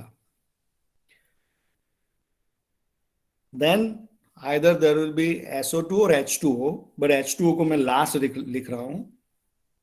And then there is a oxygen, क्योंकि हमने एक्सेस एयर दिया हुआ है। And finally there is a H2O। अब ये इक्वेशन जो है ना फ्लू गैस का, आप ऐसे ही पैटर्न में लिखो। First nitrogen because that is the maximum available, and remember that way only. First maximum is nitrogen, उसके बाद CO2 रहेगा।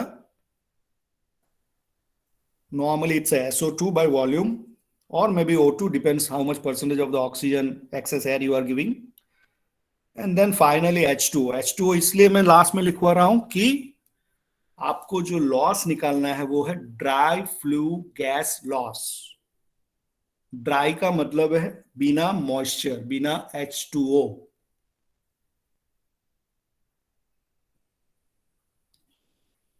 So note down flue gas compositions: first nitrogen, CO2, SO2, O2, and finally H2O. Now please understand this. Hello sir. Yeah. Hello sir, Yeah, yeah. Axis air का sir वापस से एक बार repeat कर सकते हैं सर? उस time पे मेरा इंटरनेट कनेक्शन सही नहीं चल रहा था सर। कौन सा वाला? ये वाला? शॉर्ट में सर, शॉर्ट में सर एक बार रिपीट कर दीजिए सर, एक्सिस एयर का सर। ओके। तो यहाँ पे जो था वो थियोरेटिकल एयर था, ठीक है। तो प्रैक्टिकली हम लोग कभी भी थियोरेटिकल एयर नहीं देखते, नहीं तो देयर इज अ चांस कि भाई कार्बन को कार्बन मोनोऑक्साइड से CO2 बने ही नहीं, है ना। इसलिए हमें थोड़ा एक्सेस है। एक कार्बन यहाँ पे भटक रहा है, ऑक्सीजन वहां पे भटक रहा है। जैसे अभी अभी ये ऑनलाइन क्लास चल रहा है, कुछ स्टूडेंट्स कहीं और भटक रहे होंगे, है ना। तो दोनों का मिलाप ही नहीं होगा, फिर ये थियर इन वो आप कैलकुलेशन कर ही नहीं पाओगे। तो परफेक्ट कंबशन के लिए हमको क्या करना पड़ेगा? थोड़ा ज्यादा एयर देना पड़ता है, because theoretical air is not sufficient. So अगर मैं थोड़ा एक्सेस एयर देता हूं, दैट इज E%, उसका मतलब क्या होगा कि कुछ ऑक्सीजन मुझे फ्लू गैस में, चिमनी में दिखाई देगा, क्योंकि वो तो ऑक्सीडेशन हुआ ही नहीं। That's why there is some oxygen available in the flue gas. Oxidation हुआ नहीं, and that is O2%, which we can measure with the help of combustion ferrite. So to find out the E%, the formula is O2% divided by 21 minus O2%. ये आपको मिलेगा percentage of excess air, let's say 20%। So 20% access air का मतलब हुआ कि 20% actual air, excess air is 20% higher than theoretical air. So excess air quantity EA, theoretical air multiplied by E%. That is the excess air quantity. Summation of these two is the actual air supplied. So this is how we find out the actual air. But many times it is difficult to find out oxygen percentage in flue gas, and even in numerical आपको oxygen percentage नहीं देंगे, but अगर numerical में oxygen percentage दिया है तो follow earlier formula, don't follow next. तो oxygen की जगह पे वो लोग CO2 देंगे। अगर दोनों दिया है तो भी ऑक्सीजन दिया मतलब उसको ही फॉलो करने का, बट अगर ऑक्सीजन परसेंटेज नहीं दिया है एंड CO2 ओनली दिया है, then go for this. Excess air percentage is equal to 7900 into CO2 theoretical minus CO2 actual divided by CO2 actual multiplied by 100 minus CO2 percentage theoretical.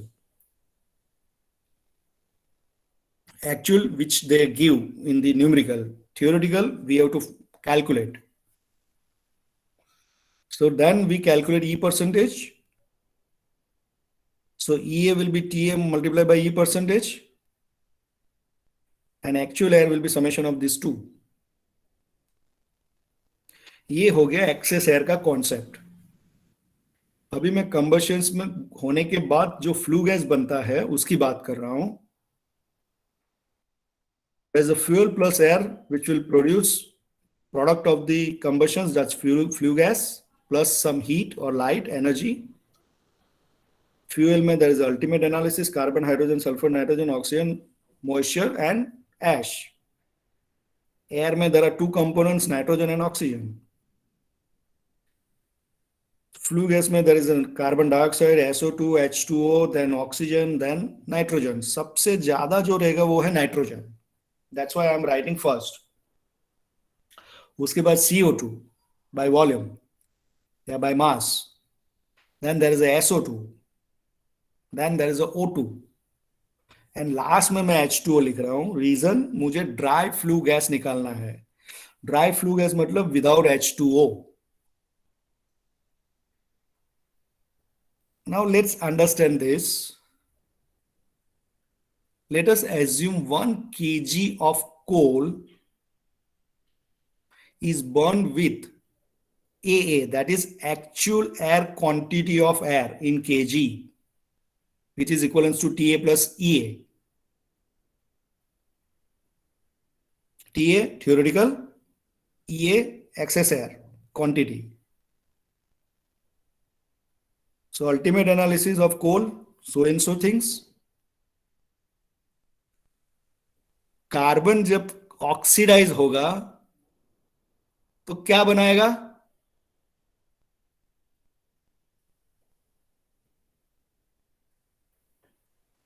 CO2 कितना बनाएगा?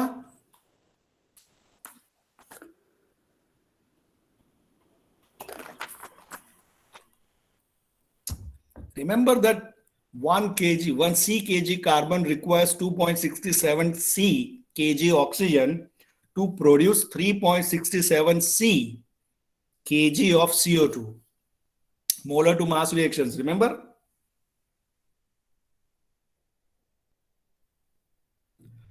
Okay, चलिए उससे पहले हम लोग सीधा फ्लू गैस पे आते हैं। तो फ्लू गैस में जैसे मैंने बताया nitrogen, CO2, SO2, O2, H2O, ठीक है।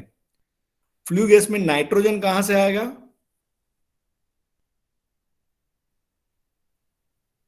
एयर कितना? केजी में। केजी में बात कर रहे हैं अभी, सब कुछ ये सब केजी में चल रहा है, इसमें गैसियस नहीं आएगा, केजी में बात कर रहे हैं। एयर आप कितना दे रहे हैं?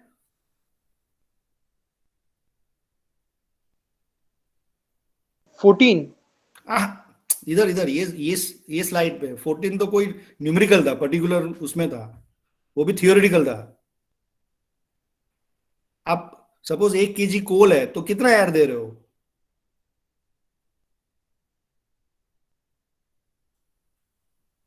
ये स्लाइड पे लिखा है ना।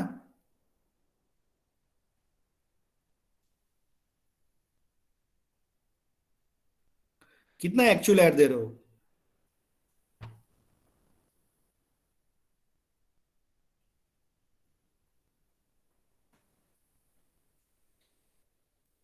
एक केजी कोल जलाने के लिए कितना एयर दे रहे हो? लिखा है ना स्लाइड पे। Actual plus theoretical. हाँ, तो वो क्या है? ए है ना। A is the quantity of actual air supply, है ना, उतना एयर दे रहे हो, उसमें नाइट्रोजन कितना रहेगा? Suppose A is the quantity, तो उसमें नाइट्रोजन कितना रहेगा? A is the quantity of air, nitrogen हाँ, तो उसमें नाइट्रोजन कितना रहेगा?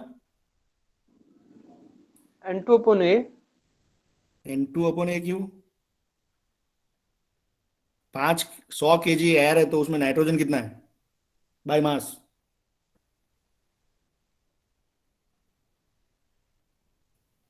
73। 73 नहीं, 72। 23 ऑक्सीजन है, तो नाइट्रोजन कितना हो गया? 100 minus 23, 77। 77। So nitrogen will be 77% of 77% of AA.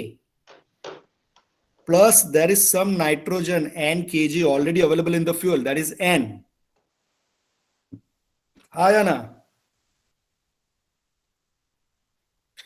आप बाद में लिखिएगा, आप पहले इसको समझ लीजिए, मैं आपको मौका दूंगा ये लिखने का, और ये जो भी पीपीटी है ना, मैं जानी सर को मेल कर दूंगा, आप उनसे ले लीजिएगा, डोंट वरी, कुछ हाईफाई कोई सीक्रेट नहीं है, बट आप इसको कॉन्सेप्ट को क्लियर कर लो, ये फिगर क्यों आ रहा है, कहां से आ रहा है। सी मैंने नाइट्रोजन कहां से, तो भाई एक्चुअल एयर जितना दिया उसमें 77% बाय मास रहेगा, so 77% multiply by A is the nitrogen coming along with the air, plus some nitrogen N kg is available in the fuel, हाँ या ना?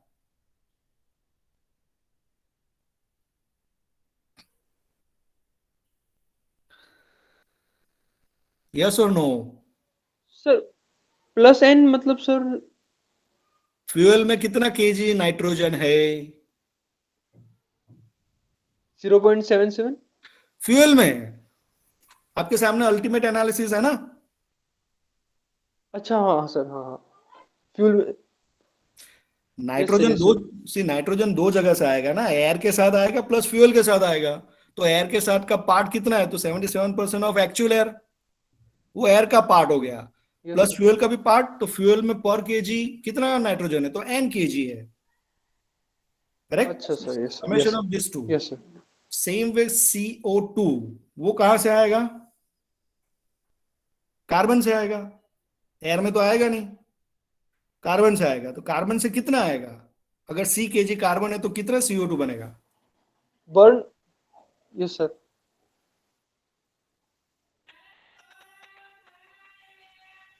अगर C kg कार्बन है तो CO2 कितना बनेगा?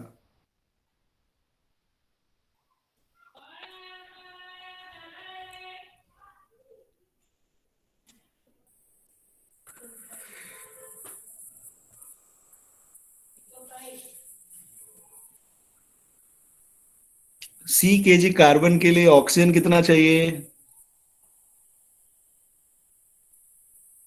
डुलोंग्स फॉर्मूला में किया ना हमने, 1 kg कार्बन है तो 2.67 टाइम्स ऑक्सीजन चाहिए, तो C kg कार्बन है तो 2.67 टाइम्स C kg ऑक्सीजन चाहिए, तो 3.67 C CO2 बनेगा।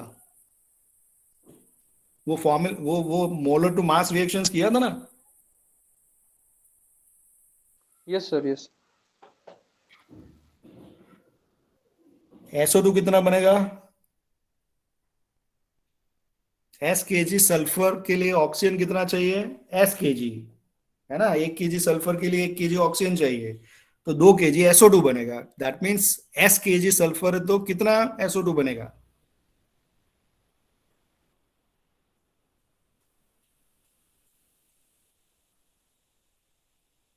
ट्वाइस S बनेगा,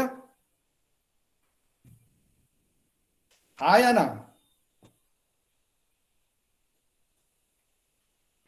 yes sir.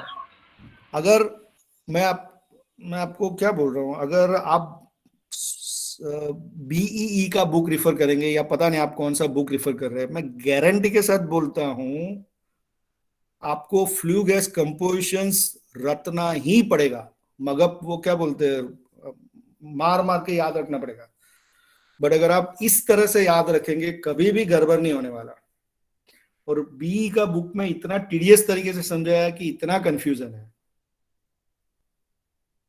Okay, remember this combustion flue gas compositions like this only. First nitrogen, second CO2, third SO2, fourth oxygen and final H2O. Nitrogen कहां से आएगा? दो जगह से. एक तो एयर के साथ आएगा और फ्यूल के साथ. एयर के साथ कितना आएगा? तो 77% of your actual air plus some n kg available in the fuel. Then CO2, तो CO2 जो रहेगा वो 3.67 टाइम्स कार्बन जितना होगा उतना बनेगा. SO2 कितना बनेगा? 2 टाइम्स सल्फर बनेगा. ऑक्सीजन कितना आएगा? ऑक्सीजन कहां कहां से आएगा?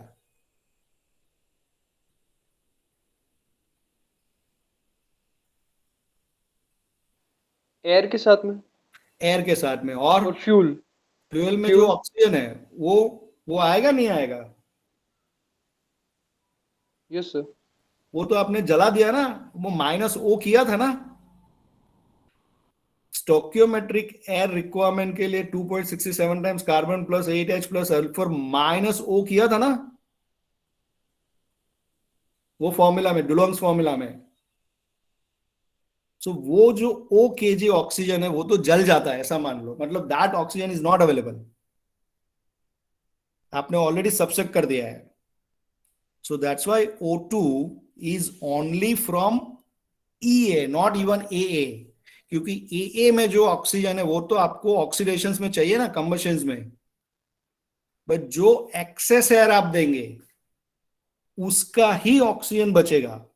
वो एक्सेस एयर का ऑक्सीजन कितना है? सो 23%. सो 23% of excess air will be the only amount of oxygen available in flue gas. हाँ या ना? Yes sir. यहाँ पे मैं ए नहीं ले रहा हूं, मैं EA ले रहा हूं. क्यों? क्योंकि ए का दो पार्ट है, TA प्लस EA. TA का जो ऑक्सीजन है वो तो ऑक्सीडेशन में चला गया ना, और फ्यूल का भी ऑक्सीजन आपने सबसे किया था जब TA निकालने के लिए. So that fuel oxygen is also not available. Only 23% of your excess air is available in the flue gas. Then H2O, ये कहां से आएगा?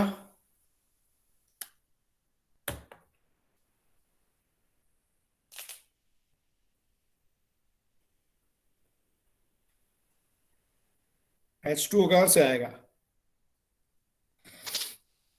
Already some m kg moisture is available in the fuel.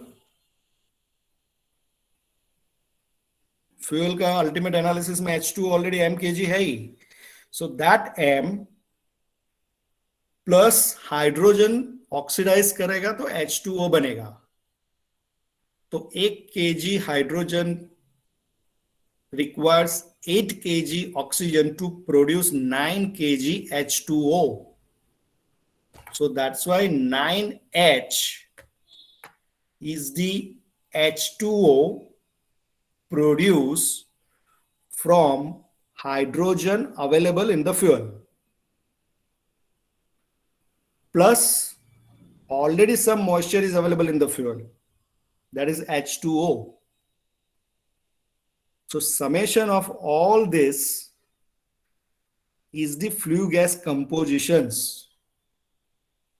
आपको लिखना है तो यहां तक लिख लीजिए, हम लोग फिर आगे एक स्टेप जाएंगे. फ्लू गैस कंपोजिशंस को आप ऐसे ही डिराइव करोगे. Do not follow the BEE book, या पता नहीं दूसरा कौन सा बुक आप फॉलो कर रहे हैं. अगर वो फॉलो करने जाएंगे आपको कंफ्यूजन पे कंफ्यूजन होने वाला है.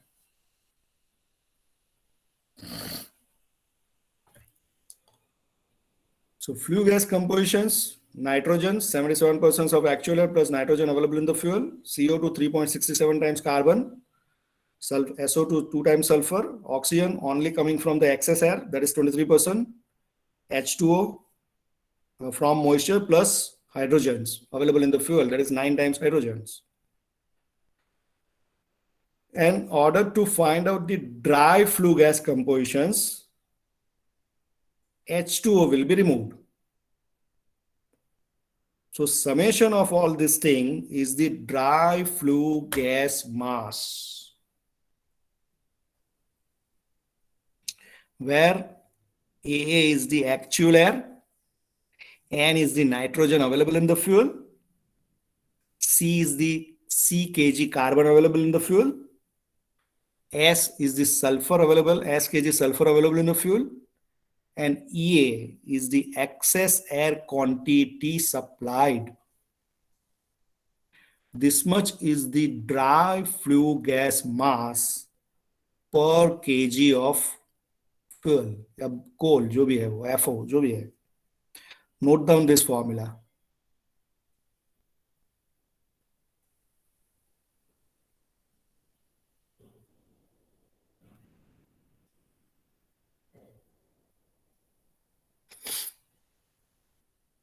बॉयलर का जो लॉस फाइंड आउट करना है, जिसमें one of the loss is dry flue gas mass loss. So सबसे पहले हमें mass of dry flue gas निकालना पड़ेगा. That this is the formula.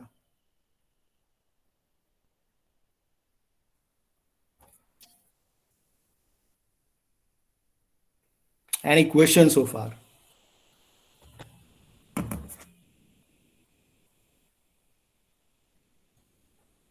Students are requested to any question to post your query, any doubts to the sir. Rather than posting my suggestion, please ask. Unmute yourself and ask. क्योंकि हम लोग अभी थोड़ा सा आगे और बढ़ रहे हैं. Students, you are invited to unmute yourself as well as to ask any doubt, difficulty to the sir.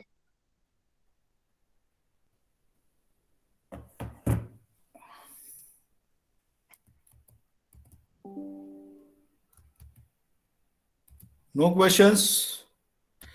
चलिए, assuming that मैंने आपका फंडा क्लियर किया, चलिए आगे बढ़ते हैं. Let's do these calculations quickly. Typical ultimate analysis of Indian coal is given: carbon so and so, hydrogens, sulfur, moisture, oxygen, nitrogen, S. O2 at the APH outlet is given, that is flue gas. APH is the air preheater inlet, so that means it's in the flue gas. After combustion, it is 2.5%. Find out the flue gas compositions on mass basis. चलिए थोड़ा quickly करेंगे.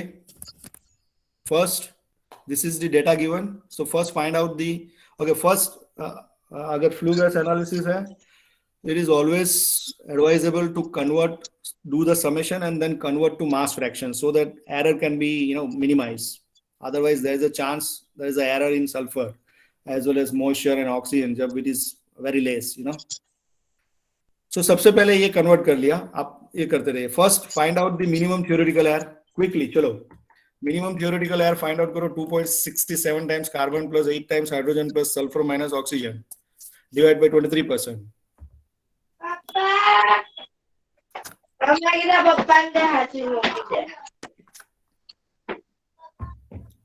So first find out the minimum theoretical air. Jani sir બીજું mute કરવાનું. Jani sir તમારે mute કરવાનું છે. There is second instrument which is unmute. Hello, respected students. You are invited to solve the query asked by the sir. चले quickly, minimum theoretical air how much? Or sir, we can provide some time to the student because our first session is now about to be completed. So give a 20 minutes break, and again if you are asked to meet at 3:30, and then remaining sessions can get completed. I don't have any issue, but they should not go for seeing the match. They should solve this query. Yes, students are requested to solve the query asked by the sir in between the break time of 20 minutes, and again we will meet exactly at 3:30 p.m. for the second later portion, in which sir will sum up the remaining portion of this boiler performance. आप इसका photo चाहे तो ले लो या note down this data. Students, you are requested as per sir's instruction to take the print screen of the same and calculate the quantity of Hello, air required sir. for the boiler. Yeah. हाँ बोलिए Yes, Yogesh Sahu, 5.32 uh please रहा है speak. Sir 5.32 okay correct then go for या C first मैं आपको just guide कर देता हूँ फर्स्ट आप सबसे पहले थियोरेटिकल एयर निकालिए देन ई परसेंटेज निकालिए बिकॉज 2.5% इज गिवन उससे निकालिए फिर उसके बाद ई ए क्वांटिटी निकालो then summation of this T A plus E is actual air and then nitrogen कितना रहेगा देन CO2 कितना रहेगा SO2 कितना रहेगा और O2 कितना रहेगा प्लस H2O भी निकाल दो चलो हमने अभी पहले थोड़ी टाइम पहले वो सब फॉर्मूला लिखा है लेट्स मीट एट 3:30 है ना please take the picture of this Okay, thank you, sir एक बार Speaker वापस revise Bhavesh Patel, hello sir. या We can meet 3:30. या Yogesh Sahu, yes, any question? Sir एक बार वापस रिवाइज कर सकते हैं सर थोड़ा स्लोली मैं सर क्विकली आपको मैं बता देता हूँ क्या करना है इसमें फाइंड आउट करने के लिए सबसे पहले थ्योरेटिकल है निकालिए next yes sir E percentage निकालिए that is 2.5% oxygen is given so O2 percentage divide by 21 minus O2 उससे ई परसेंटेज निकलेगा देन ई एयर मतलब excess air quantity E percentage multiply by theoretical air वो निकालिए then actual air which is equivalence to T A plus E A summation of that two ये हो गया एक्चुअल एयर उसके बाद आपको फ्लू गैस कंपोजिशन तो नाइट्रोजन एयर से आएगा और फ्यूल में रहेगा CO2 3.67 times carbon देन सल्फर 2 times S जो भी S परसेंटेज दिया हुआ है वो ठीक है एंड देन उसके बाद ऑक्सीजन तो ऑक्सीजन आपको आएगा एक्सेस एयर से आएगा that is 23% and then H2O moisture available in the fuel plus 9 times hydrogen it is produced because of the hydrogen available in the fuel इतना आप निकाल दीजिए 3:30 बजे तक चलिए ओके सर या Hello, but sir, can we continue with the same link or we want to end the meeting and joining it again? But sir, no it is better let it be on only yes, otherwise we can stay in the meeting. yeah We just can mute reconnect back by 3:30 with the same link. Students are requested not to leave the meeting. Please stay in between. You take your break. Okay, sir. हाँ वो चाहे तो mute कर दो है ना Yes, but yes, let sir. Us be in Yes, sir. Meeting Yes. Meeting will be continue now. We don't have any break or end in the meeting. Thank you, या sir. या Okay, sir. Okay.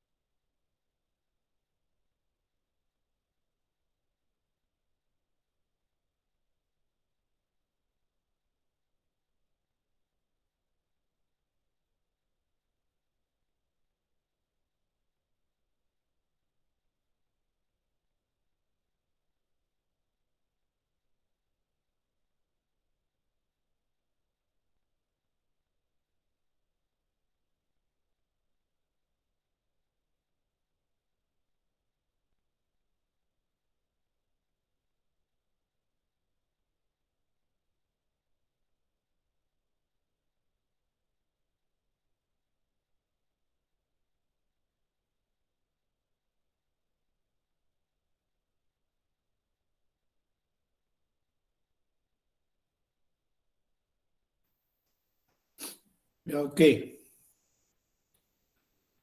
Anybody else? Yes, sir. Now we can continue again the second session. Students are requested to join, and now we can continue with the second session. You are invited, sir, again to continue this. Okay. Anyone has solved? Vishal, Yagnesh, Saurabh, Shivam.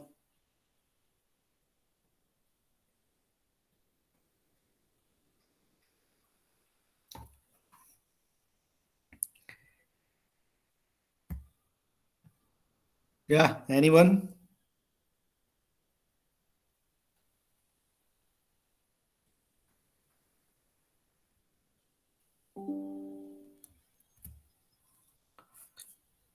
So as I said, first we have to do total and then convert to mass fraction so that error can be avoided. First, find out the minimum theoretical error with Dulong's formula. आपका answer इतना आया था क्या Saurabh?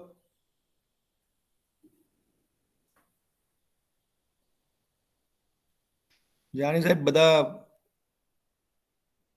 Mute કરીને બેઠા છે એટલે answer નથી આપતા.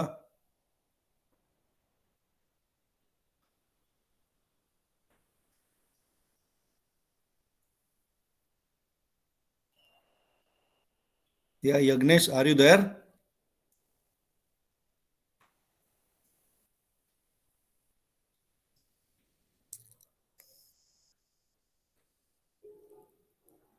Vishal, Mystery, Shivam.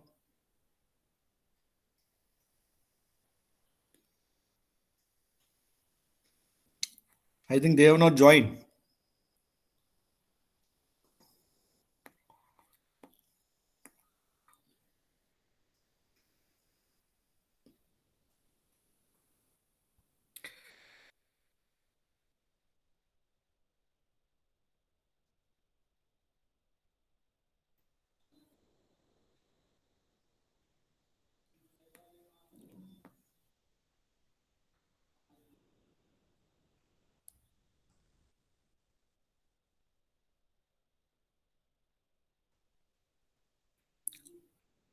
Then find out the E percent, then EA, there is excess air quantity. E percent is 13.51%, multiplied by 5.32. So 0.72 kg is the excess air. And then summation of this two is the actual air. So 5.32 plus 0.72, that is 6.04.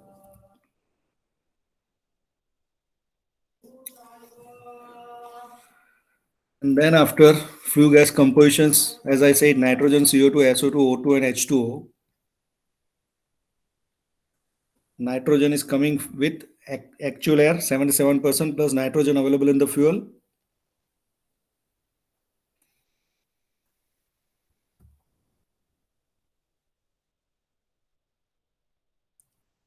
CO2 is 3.7 times carbon, that is 3.67 into 0.4111. SO2 is 2S.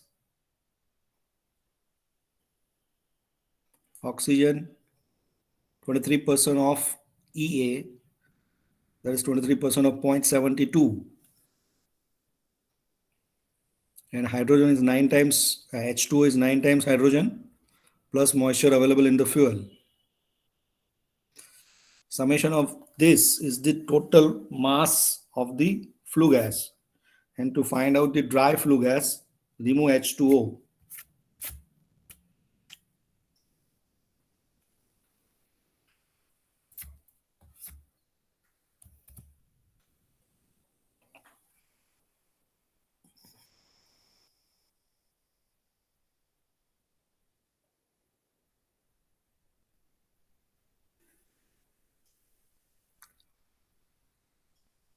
So any question?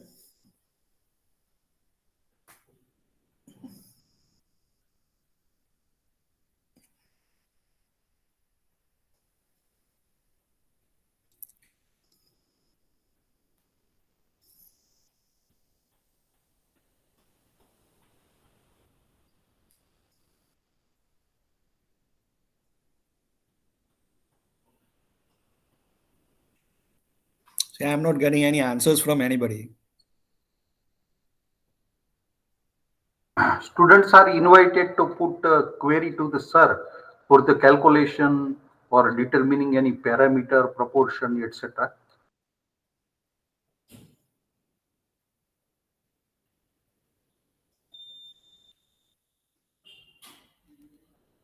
Saurabh, Yagnesh, आप लोग हैं क्या? Vishal, Yagnesh Chauhan, please reply to the query of the sir.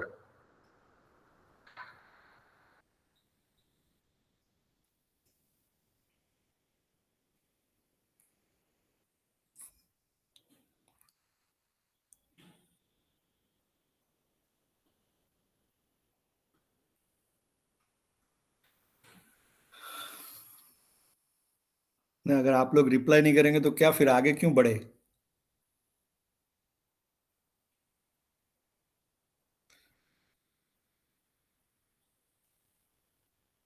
या Yagnesh, Shivam,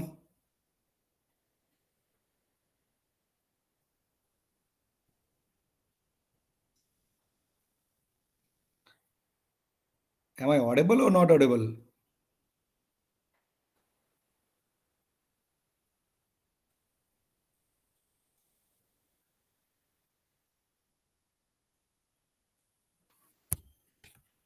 Hello, Jani sir, I am audible.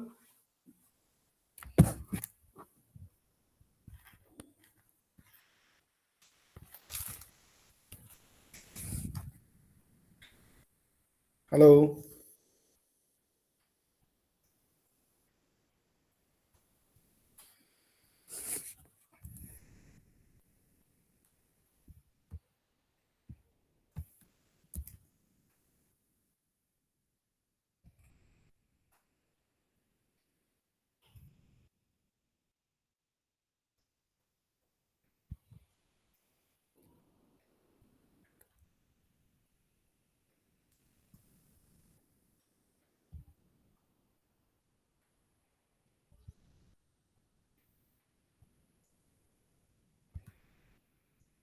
Hey, am I audible? Hello.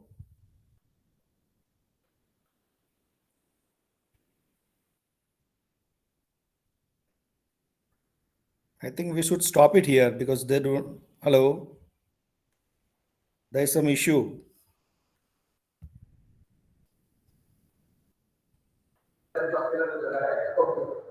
Yes, sir. Student may not responding. Some students are there.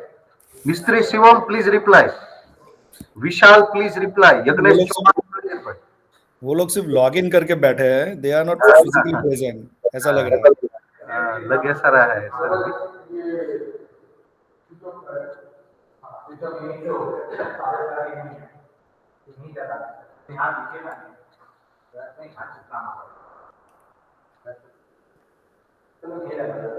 Sir, I may again put my instruction to their WhatsApp group. Just a minute, sir.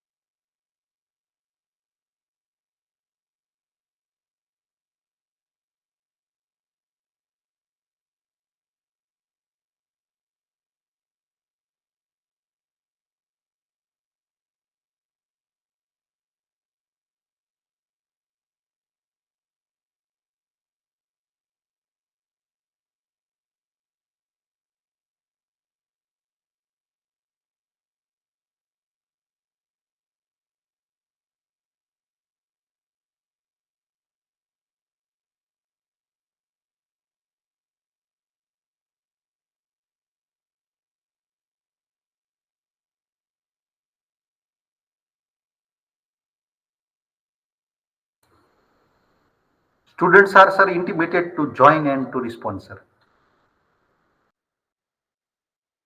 Yeah, okay.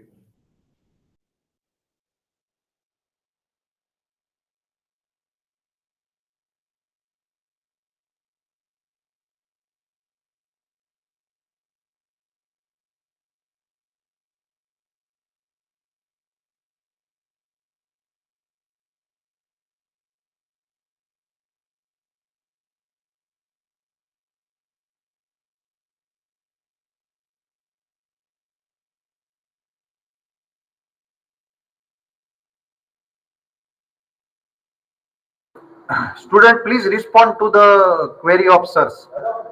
Unmute yourself and to reply.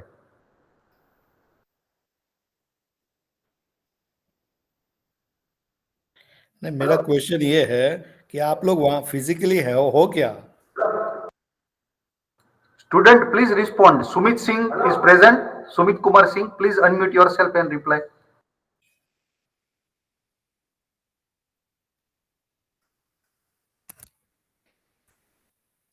Sumit Kumar Singh, please ask your friend to join. Okay, please reply.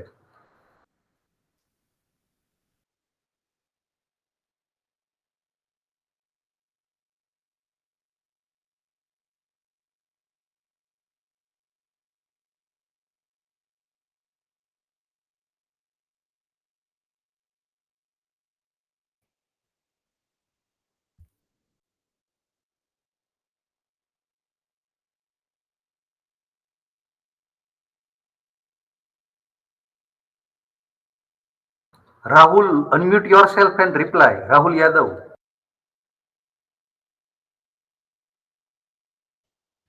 Sumit Kumar Singh, unmute yourself. Yes, sir. Good afternoon, sir. Wait, please talk with our invited speaker. Hello, Sumit. Please unmute yourself. Yes, sir. Hello. या सुमित, मेरा ये कहना है कि अभी तक जो किया उसमें समझ में आ रहा है या नहीं आ रहा है? बेसिकली सर, हाँ मतलब एक्चुअली सर ये स्ट्रीम प्रॉपर्टीज हमने बीएमई में पढ़ चुके हैं ऑलरेडी, तो सर हमें Okay. बेसिक आइडिया तो है। ओके, नहीं अभी तक तो हमने स्टीम प्रॉपर्टी टच ही नहीं किया है। हमने जो बात किया वो फ्लू गैस कंपोजिशंस का बात किया है। Yes sir.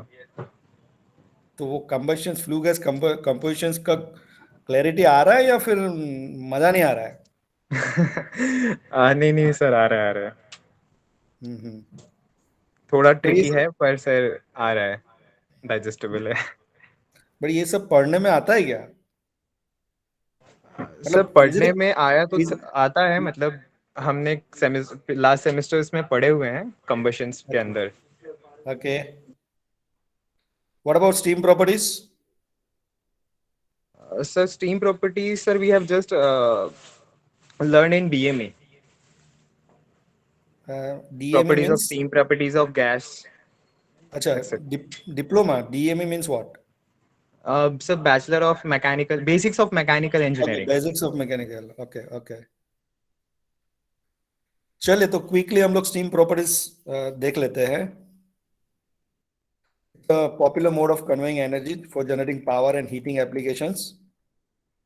Now, heat in water and steam, there are two types of heat. Sensible heat, as the name indicates. Sensible means we can sense change of temperature. We can sense with the help of thermometer. Whenever there is a change of temperatures, it's a sensible heat. Latent heat, phase change.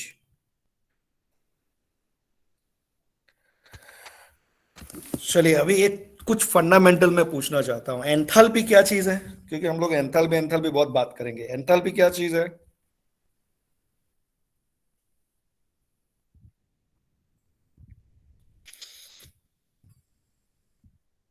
जो भी दिमाग में आ रहा है वो।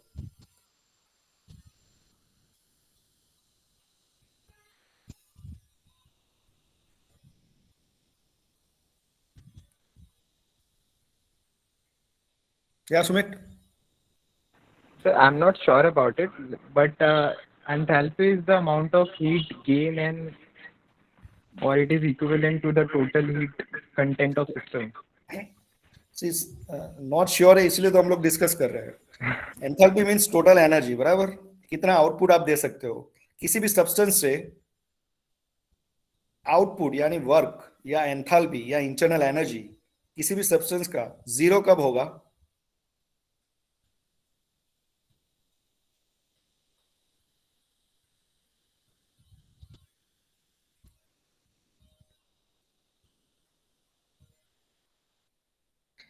कोई substance कुछ भी आउटपुट न दे, वो कब होगा?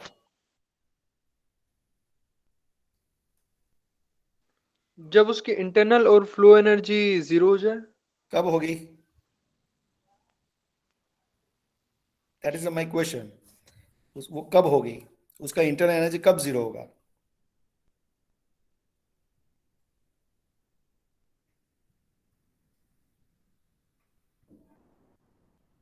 जब उसका इक्विलिब्रियम कंडीशन में कब कब कब इक्विलिब्रियम कंडीशन में इक्विलिब्रियम तो वो तो बैलेंस है, इक्विलिब्रियम मींस बैलेंस है, इन स्टेडी स्टेट हो जाएगा। उसका enthalpy will be zero when it's absolute zero, 0 kelvin पे, बराबर। जब टेम्परेचर आपका 0 केल्विन हो जाएगा तब it becomes cluster, no movement, internal energy is zero. But steam properties के लिए there is one fundamental assumptions, enthalpy of that is nothing but total heat contained either in water or steam. It is measured from 0 degrees Celsius water. There is a assumptions enthalpy of water at 0 degrees Celsius is zero. Actually, it is not. But this is an assumptions for the steam properties. अब steam table देखेंगे तो 0 degree Celsius पे HF 0 है, जबकि वो ऐसा नहीं होता है। Still there is some work it can deliver. Temperature जब फेस चेंज स्टार्ट्स होता है, that is known as a saturation temperature, which depends on the pressures. जैसे प्रेशर बढ़ेगा सैचुरेशन टेम्परेचर या बॉइलिंग पॉइंट बढ़ेगा। फॉर एग्जांपल एटमॉस्फेयर प्रेशर पे it is 100 degree Celsius, pressure बढ़ने से वो बॉइलिंग पॉइंट बढ़ेगा। After boiling point saturation temperature, अगर मैं उसमें हीट डालता हूं तो अगर प्रेशर टेम्परेचर इंक्रीज नहीं होता है और pressure remain constant, then there is a phase change which is known as a latent heat. Quickly अगर मैं मोलियर डायग्राम कैसे बना उसकी बात करूं, तो जब atmospheric pressures as we know कि भाई 0 डिग्री सेल्सियस पे एंथैल्पी 0, अगर मैं उसमें एंथैल्पी ऐड करता हूं तो टेम्परेचर भी बढ़ेगा। फर्दर एंथैल्पी ऐड किया तो और टेम्परेचर बढ़ेगा till 100 degrees Celsius if the pressure is atmosphere. If I am joining these 3 points, there is a line जो sensible heating हुआ। फर्दर में अगर मैं एंथैल्पी ऐड करता हूं तो फेस चेंज होगा, टेम्परेचर इंक्रीज नहीं होगा, temperature remains constant, curve will move parallel to your X axis, that is enthalpy, till saturation point. उसके बाद वो सुपर हीट हो जाएगा, temperature will increase. So this is the curve for when the pressure is atmosphere and it is for water. अगर मैं pressure बढ़ाता हूं, the point which is at 100 degree Celsius will increase further to some more, and curve will move like this, and then there is a phase change, and then there is a superheat. तो ऐसे अगर बहुत सारे अलग अलग pressure पे मैं join करता हूं, these are the point which is saturated liquid, that is BEHK, while LIFC are the saturated vapor line. And if I join all these points, then it is becomes Molière diagram. 2-3 point इसमें important है। पहला, saturated liquid के बगैर face change होना possible नहीं है, होगा नहीं। देन आप देखेंगे the BC is the latent heat of evaporation at particular pressures, at a lower pressures. EF is the latent heat of evaporation at the higher pressures. So जैसे जैसे pressure बढ़ेगा, latent heat of evaporation will reduce, the length between the curve will reduce, और एक point ऐसा आएगा जहां पे it becomes zero, that is known as a critical point, which is equal to 221.2 bar absolute, and temperature is saturation is 375 or 374.18. Specific enthalpy तो आप up to saturation temperature तक जो भी हीट हम लोग ऐड करेंगे, that is known as a specific enthalpy, denoted by HF।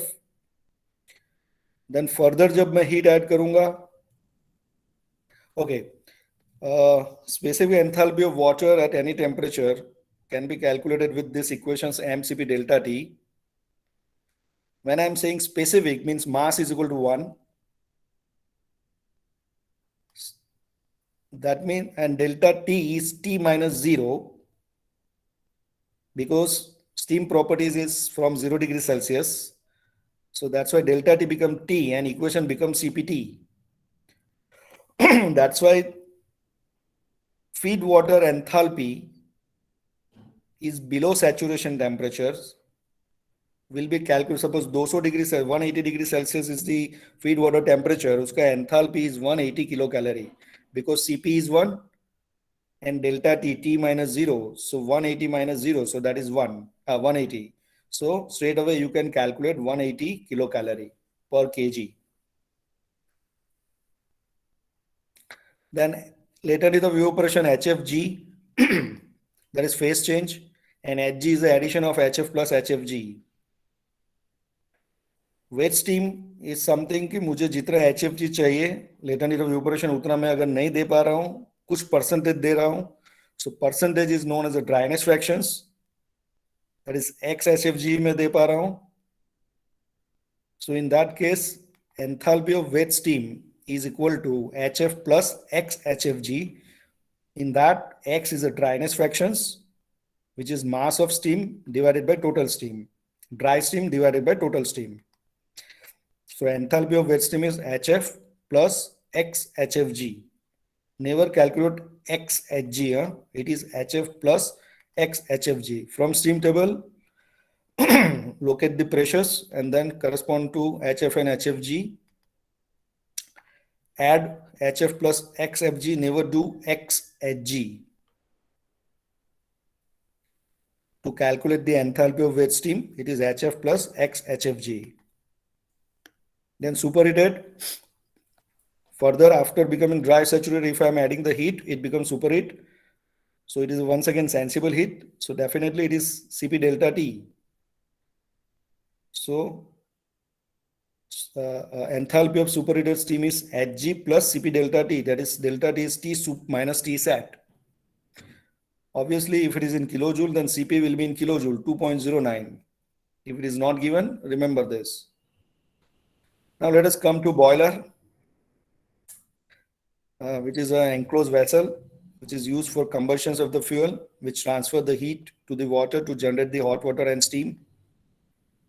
We know if I have a 1 meter cube of volume of water, if I change its phase from liquid to vapor and become steam, it will occupy somewhere around 1600 meter cube.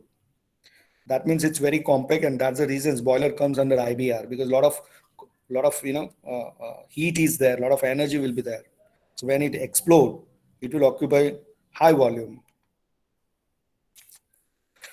In boiler, there are few parts. Number one, source of water, which needs to be treated, either soft water DM. Then there is a boiler burner mechanisms. Combustion takes place, steam will be generated, and that process steam will be, that steam will be given to the process. Then there is a burner where fuel plus air will be, given as an input. Output is a steam. Now let's come to the main topic, that is performance assessment, which is nothing but find out the efficiency. So heat balance, you can say this is the fuel input. Output of the steam will be there. Then there's a few losses, that is stack loss. In that there is because of the excess air, because of the unburned, so dry flue gas loss. Then there is a loss because of the convection radiation, some blowdown, and a lot of loss will be because of the ash, because of the ash temperature and the unburned in the ash. The purpose of the heat balance is to find out the different losses and which are the losses we can avoid. Some of the loss, like stack gas loss, because of the excess air and the stack gas temperature. Losses because of the unburned of the fuel. Carbon could not give 100% energy, and there will be some unburned carbon. Blowdown losses and condensate losses. Apart from that, there is a convection radiation losses which can be avoided. Now let us calculate some parameters. One of the parameters is the evaporation ratio, also known as a steam to fuel ratio. How much steam is being generated per fuel? It may be per metric ton of the fuel or per kg of the fuel. Also known as actual evaporations, which is nothing but quantity of the steam generations either in kg per hour divided by quantity of the fuel consumed. Unit will be remain same, kg per hour. Yeah, tons per hour, then fuel will also be in tons per hour.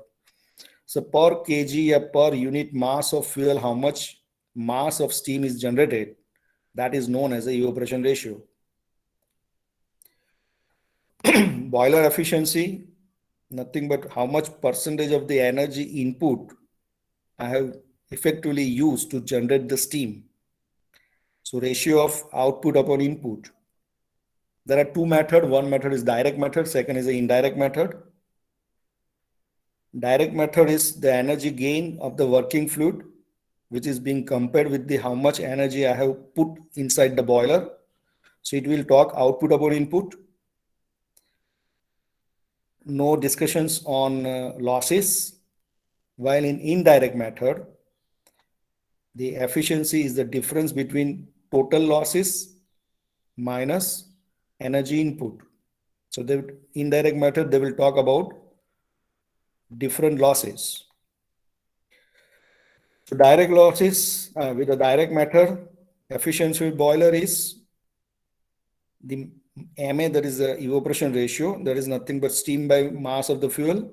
How much steam is being generated per unit mass of the fuel, multiply by H minus H, where capital H is the enthalpy of the steam being generated from the boiler. It's the output from the boiler, minus small h is the enthalpy of feed water going to the boiler. आपने feed water में कुछ enthalpy दिया और आपने steam में कुछ enthalpy generate किया. That's the output of the boiler divided by CV. That is a calorific value. If enthalpy is in kilojoule, obviously CV has to be in kilojoule. If enthalpy is in kilocalorie, obviously CV is supposed to be in kilocalorie. Also, I can write mass of evaporations की जगह पे, evaporation ratio की जगह पे Q by Q. So efficiency output upon input. Output is the steam mass multiplied by enthalpy difference. Steam enthalpy minus feed water enthalpy divided by small q is the fuel consumptions multiplied by CV. So basically ratio of output upon input. Now to measure this, there are some advantage. Very few parameters are required. How much is the quantity of the steam generated, quantity of the fuel consumed per kg per hour, the working pressure and superheat temperature of the steam, so that we can calculate the enthalpy from steam table, and the feed water temperature, or you can say feed water enthalpy, and what is the calorific value of the fuel. So these are the only few parameters are required to find out the boiler efficiency. And hence there are few advantage. It's a quick evolutions. We can quickly calculate, and very few parameters are required to find out the efficiency. But limitation is there. There is no talk on why the efficiency is low, because there is no discussions on different losses. If we don't know which are the losses, how do we control? So we cannot control the different loss.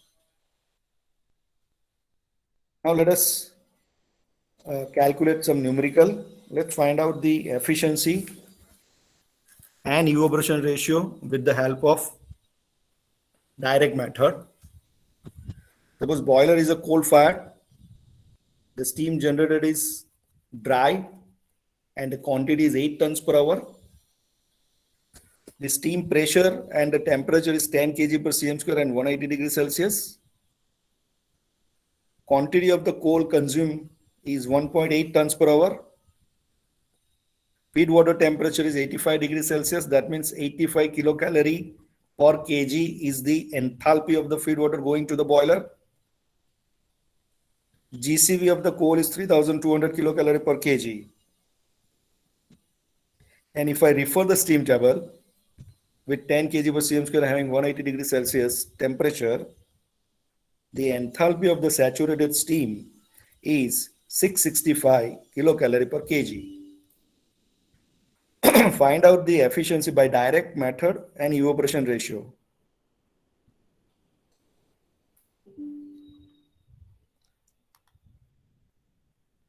Efficiency के लिए क्या करेंगे हम लोग? What will be the formula? Output upon input. Output कितना है? तो steam quantity multiply by enthalpy difference. Steam quantity is 8 tons per hour into enthalpy, that is 665, minus enthalpy of feed water at 85 degrees Celsius. Enthalpy of the feed water is 85 because Cp is 1 and T is 85. So 85 because T minus 0 degrees Celsius water का आपने reference लिया. So 85 kilocalorie is the enthalpy of the feed water going to the boiler, divided by coal consumed, that is the input, that is 1.8, further divided by CV, that is 3200, multiplied by 100 will give you the efficiency.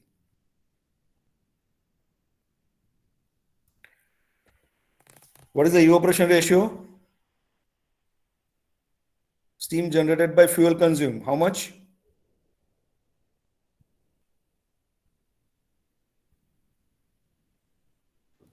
Eight ton 8 divided by 1.8. 8 tons is the steam quantity divided by fuel consumed. Both unit has to be same. So TPH. So 8 divided by 1.8 means 4.44. So per kg of fuel, 4.44 kg of steam being generated. That's the mean of evaporation ratio. Same way, suppose there is another wet steam. Suppose there is an oil fire boiler. Steam generation is 5 tons per hour. Steam pressure 8 kg per cm square. Feed water temperature 50 degrees Celsius. That means it is 50 kilocalorie per kg. Steam enthalpy is 660 kilocalorie per kg. That's the generations of the steam from the boiler. Saturation temperatures is 170 degrees Celsius at 8 kg per cm square. So obviously feed water is not still saturated. Consumption of the fuel oil is 300 kg per hour. CV of the fuel oil is 9,550 kilocalorie per kg. Dryness fraction is 0.8. So steam is basically dry. It's not 100%. Steam is basically wet. It's not 100% dry. It's a wet steam. 80% is dry and 20% is wet. Still it is liquid. Find out the boiler efficiency by direct method. So direct method is nothing but output upon input. Output is 5 tons per hour. That's the steam generations multiplied by enthalpy of the steam generated from the boiler. That is H watt minus enthalpy of the feed water going to the boiler. That is 50 kilocalorie per kg. Divided by input. Input is fuel consumption. That is 300 kg per hour. Convert to tons per hour. So divide by 1000. 0.3 tons per hour because steam is in 5 TPH. Further divide by GCV, that is 9550. So 9.5 kilocalorie per ton. Yep, multiply by 1000. Unit has to be checked.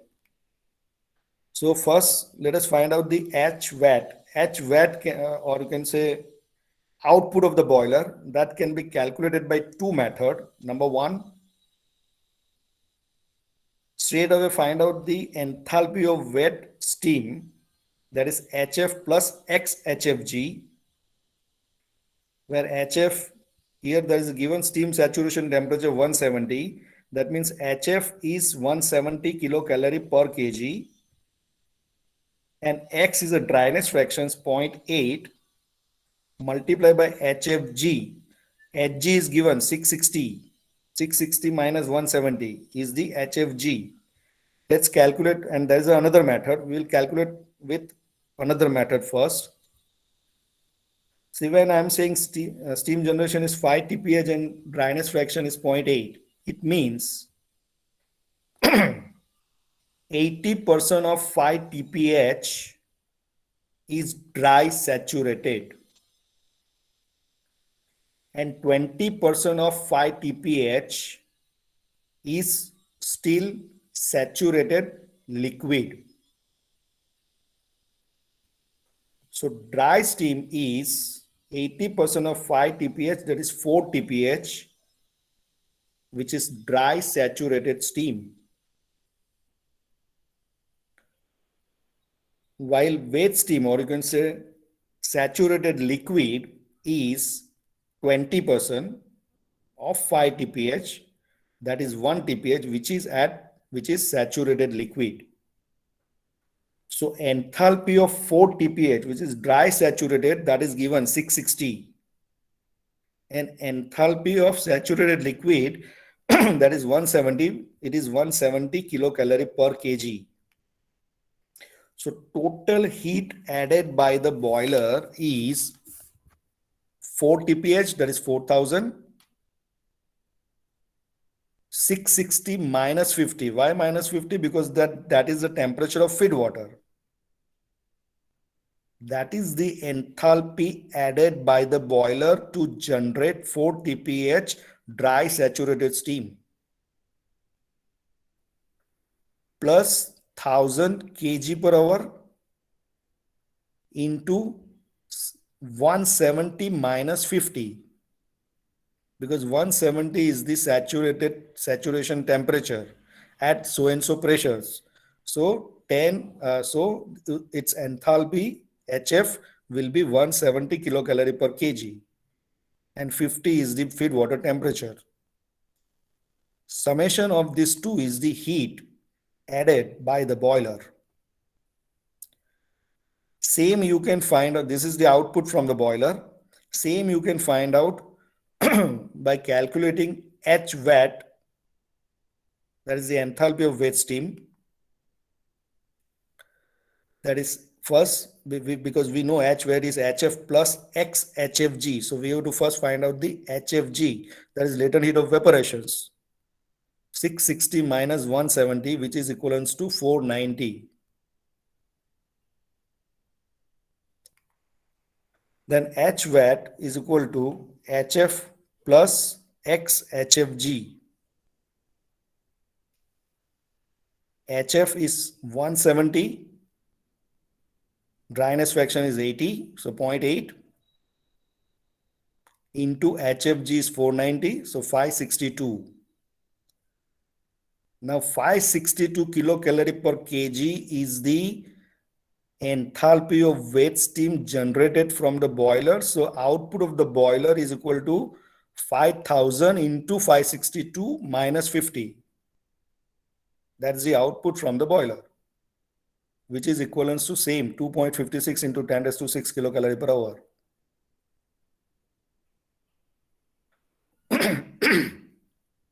And the efficiency is nothing but output upon input. Input may your fuel consumed, that is 300 kg per hour, multiplied by CV. CV is 9550.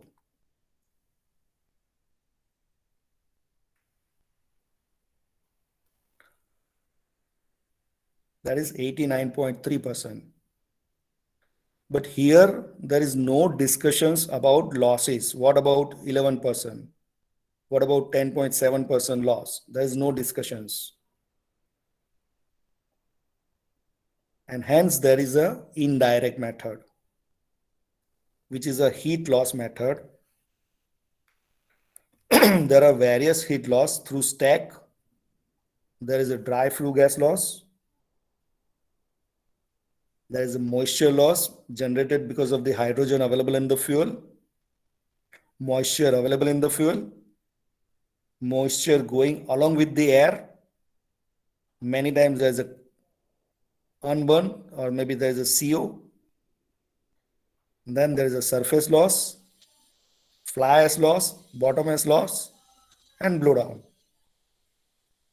So these are the different losses occurring because of the in a boiler operations. Let's understand each one of, and then finally efficiency is nothing but 100% minus percentage of heat loss will give you the efficiency. So required parameters first to find out these different losses is ultimate analysis of the fuel. percentage oxygen or CO2 and CO in the flue gas. The flue gas temperature, ambient air, humidity factor, or you can say humidity available present in air going for the combustions, GCV of the fuel, percentage combustible in the S in case of a solid fuel, and percentage combustible in the even fly ash also, and then GCV of the S. So these are the different parameters that are required to calculate the efficiency. Advantage, it will give mass and energy balance for each individual stream. It makes easier to identify options to improve the boiler efficiency, but it's a time consuming, require lab facilities for different analysis. Now let's understand each loss one by one. The first is heat loss because of dry flue gas going away from the chimney. Dry flue gas का मतलब हुआ without H2O, जो हमने first session में calculate किया था, flue gas compositions, and without H2O, summation of that is the mass of dry flue gas. Now boiler के अंदर में आप जो एयर दे रहे हो वो एटमॉस्फेयर से दे रहे हो at atmospheric temperature. जो फ्यूल कोल या जो भी फर्नेस ऑयल दे रहे हो एट एटमॉस्फेरिक टेम्परेचर पे दे रहे हो. दैट मीन्स बॉयलर से बाहर भी, इंक्लूडिंग स्टैक से बाहर भी एटमॉस्फेयर टेम्परेचर पे अगर स्टैक टेम्परेचर है तो there is no loss. But because the stack temperature, flue gas temperature is higher than the ambient air, which at the temperature which you are supplying fuel plus air, there is some sensible loss. Sensible loss मतलब mCp delta T, जिसमें m when I am calculating dry flue gas loss मतलब mass of dry flue gas per kg of fuel. That's what we have calculated. Into Cp, that is the specific heat of dry flue gas. Remember, it is 0.23 if it is not given. Normally it will be given. If it is not given, it is 0.23. 0.23 kilocalorie per kg degree Celsius. Multiplied by temperature difference. Temperature difference, stack temperature minus ambient temperatures. So this is the formula mCp delta T, where mg is nothing but mass of dry flue gas per kg of fuel. That's what we have calculated. Cp is the specific heat of flue gas, considered 0.24 or 0.23. Normally it will be given. If it is not given, you can take 0.24 or maybe 0.23. Tg is the flue gas temperatures leaving from the chimney, and Ta is the ambient temperatures. So note down this formula. The first loss, because of the flue gas, which is supposed to live at the ambient temperature, but because of practical limitations, it is living at higher temperature than the ambient. Normally, it will be above sulfur dew point. On an average, it is above 180 degrees Celsius.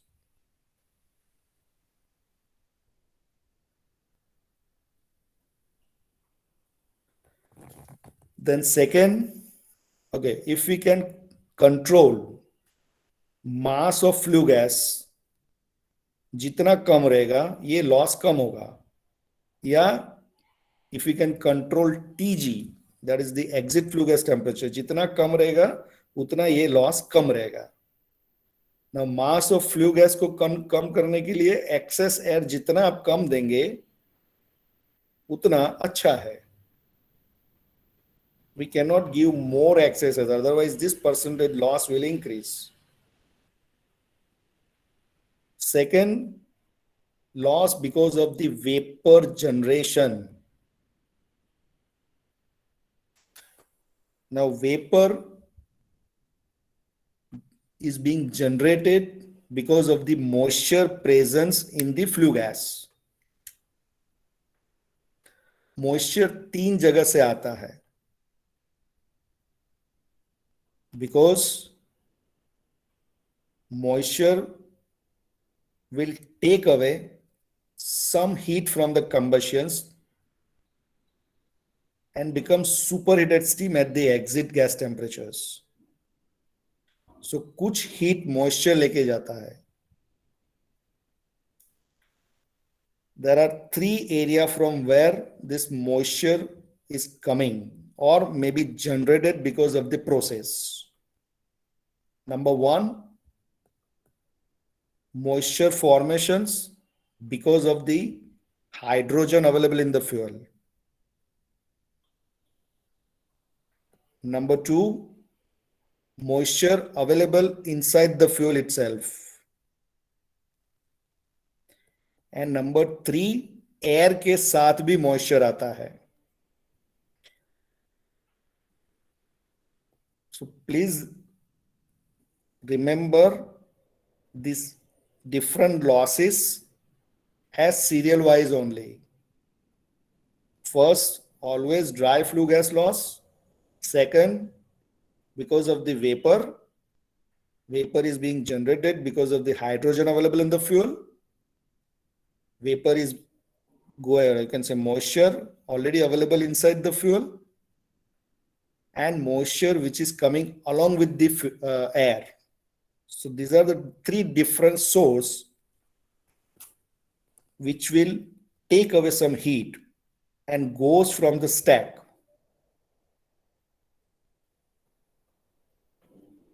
Let us understand one by one. Number one, heat loss due to moisture formed by combustion of the hydrogen in the fuel. So H kg is the hydrogen. That means 9 times H2O. 9H is the mass of H2O generation. 9 times H, because 1 kg hydrogen requires 8 kg oxygen to generate 9 kg H2O. So 9 times H, उसके बाद वो अपना face change करेगा। 9H is still, मतलब 9H से जो मास बना वो अभी वेपर, वो अभी भी ड्राई सैचुरेटेड लिक्विड है। उसके बाद वो अपना फेस चेंज करेगा। सो फेस चेंज करने के लिए latent heat of evaporation is required. So that latent heat of evaporations at partial pressure for H2O is 584. उसके बाद जब वो स्टीम बन गया, then वो superheated steam बनेगी, that is Cp delta T, and in that case Cp is 0.45.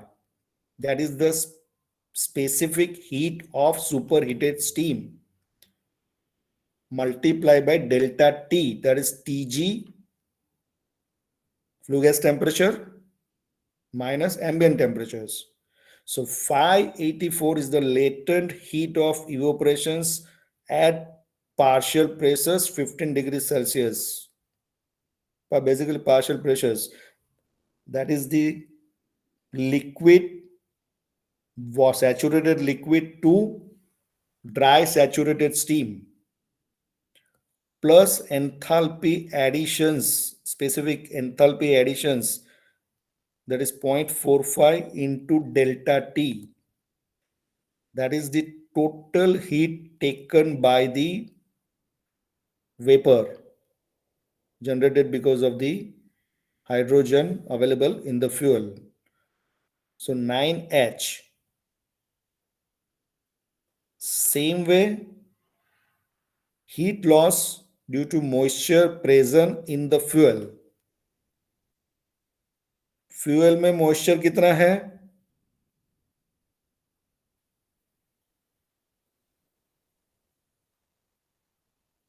Ultimate analysis करेंगे तो मॉइस्चर कितना आएगा? उसको कैसे डिनोट करते हैं? जैसे carbon C kg, hydrogen H kg, तो मॉइस्चर को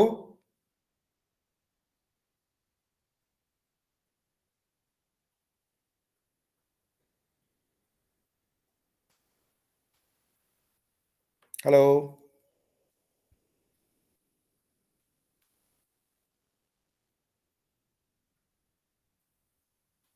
या मॉइस्चर को कैसे डिनोट करते हैं अल्टीमेट एनालिसिस में? It is m kg. So mass of moisture formula remains same, that is 584 plus 0.45 into Tg minus Ta. When I am taking 584 and when I am taking 0.45, the answer will be always in kilocalorie, because specific heat of the steam is 0.45, otherwise 2.09, and 584 will becomes 2256. But don't remember those formula, remember this, but the answer will be kilocalorie only. Then heat loss due to moisture present in the combustion air, that is mass of air into HF, that is the humidity factor, kg of humidity, kg of water per kg of dry air, and that is always in vapor form. Air में जो है वो vapor form में है, that's why no 584. Straight away multiply by superheat, that is 0.45 into Tg minus Ta. So these are the different laws because of the vapor. Then there is a incomplete combustions. Incomplete combustions मतलब carbon will not go to CO2, will not produce CO2 but CO.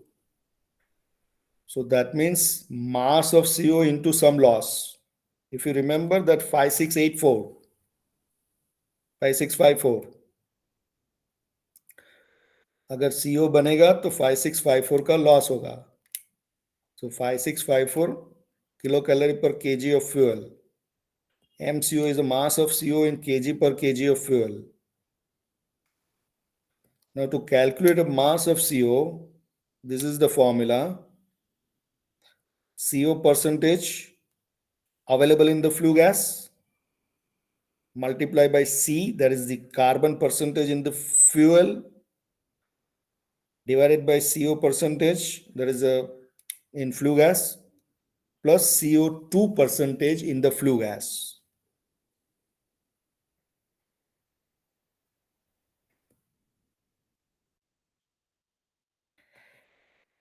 Then there is okay. Then CO percentage. I have gone through your question papers and didn't find this, but many times CO will be in flue gas. It is found in ppm. In your question paper, I have seen it is in percentage only.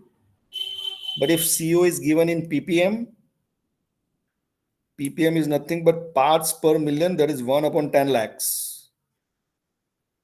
So 1 parts per million is equals to 0.0001 percentage, nothing but 1 divided by 10,000. So to convert from ppm to percentage, divided by 10,000. So suppose there is a 100 ppm. So 100 divided by 10,000. Suppose it's a 125 ppm. So 125 divided by 10,000 is 0.0125%. Just for your reference, if ppm is given in CO is given in ppm, then you can convert like this. But normally I have seen in your question paper, it is in percentage only. Then CO2 percentage, if it is not given in the flue gas, Then CO2 percentage is equal to moles upon CO2 because it's a volumetric. So moles divided by moles of dry flue gas. Total you can say moles. Moles of CO2 divided by total moles of flue gas. That's the Avogadro principle.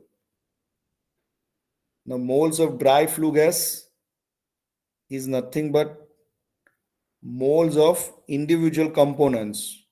Dry flue gas mein. So dry flue gas mein there is a CO2, there is a nitrogen, there is a oxygen, there is a SO2. These are the different, you can say, components available in the flue gas. Moles of CO2 के लिए mass of CO2, that's what we have calculated, divided by molecular weight, that is 44. Moles of nitrogen के लिए nitrogen available, mass of the nitrogen, that is 77% of actual air plus nitrogen available in the fuel, divided by 28. Moles of oxygen, mass of oxygen, which is nothing but 23% of excess air quantity, divided by 32. And moles of SO2 is nothing but mass of SO2, that is mass of SO2 2 times sulfur, 2 times S is the sulfur kg available per kg of fuel, divided by 64. We'll see how to calculate in the numerical. Then there is a heat loss because of the ash. Now there are two types of ash, fly ash and bottom ash. And there are two types of loss. One is unburned, some carbon percentage is available in the ash, which is supposed to be converted to CO2, but it can't. That's why there is an unburned loss. So there is some GCV, calorific value is available in the ash. And second, there is a sensible loss because ash has a particular temperature, which is supposed to be at ambient temperatures. That's why there is a sensible loss. So two loss because of the ash in both the ash, fly ash as well as bottom ash. So this is 6, 7, 8, 9. Total 9 loss abhi tak hua. First, dry flue gas loss. Then there are 3 different types of vapor. Then incomplete combustions. Then fly ash because of unburned. Fly ash loss because of sensible temperature. Bottom ash because of the unburned. Bottom ash sensible loss. Total 9. Then last, okay, this heat loss because of unburned available in the fly ash is mass of fly ash into GCV of the fly ash. That is 6 number. 7, heat loss due to unburned in bottom ash. So mass of bottom ash into GCV. The 8 because of the sensible. So obviously MCP delta T. If it is fly ash, then mass of fly ash, CP of fly ash is 0.2 and fly ash goes along with the flue gas. So TG minus TA.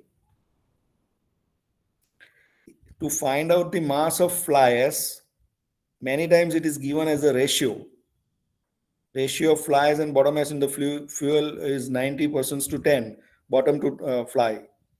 So that is percentage of fly ash, 10% multiplied by whatever the ash is available in the elemental analysis. Same way, sensible heat loss due to bottom ash. Bottom ash will be at the bottom of the boiler. It's not goes along with the stack. So it will be on the bottom of the boiler. So there is some temperatures. So once again, it is percentage of the bottom ash into mass of ash, specific heat of the ash, that is 0.2. And rather than TG, because it is at the bottom, not going along with the flue gas, there is some temperature. So temperature of the bottom ash minus ambient air. So this one is the 9th one. 10th is the radiations and convection loss because of the surface. It's a Stefan-Boltzmann's formula. It's very difficult to remember this. 0.458 into TS, that is the surface temperature of the boiler, divided by 55.55 raised to 4 minus ambient temperatures divided by 55.55 raised to 4 plus So that is the radiations loss plus convections. Convection is 1.957 into Ts minus Ta raised to 1.25 multiplied by under root 196.85 Va, that is the surrounding wind velocity around the boiler meter per second, plus 68.9 divided by 68.9. The answer of this formula will be watt per meter square. Per meter square, this much is the watt. Watt is nothing but kilojoule per second. Watt is joule per second. Kilowatt is kilojoule per second. So watt per meter square, this much is the heat loss because of the radiations and convections from the boiler.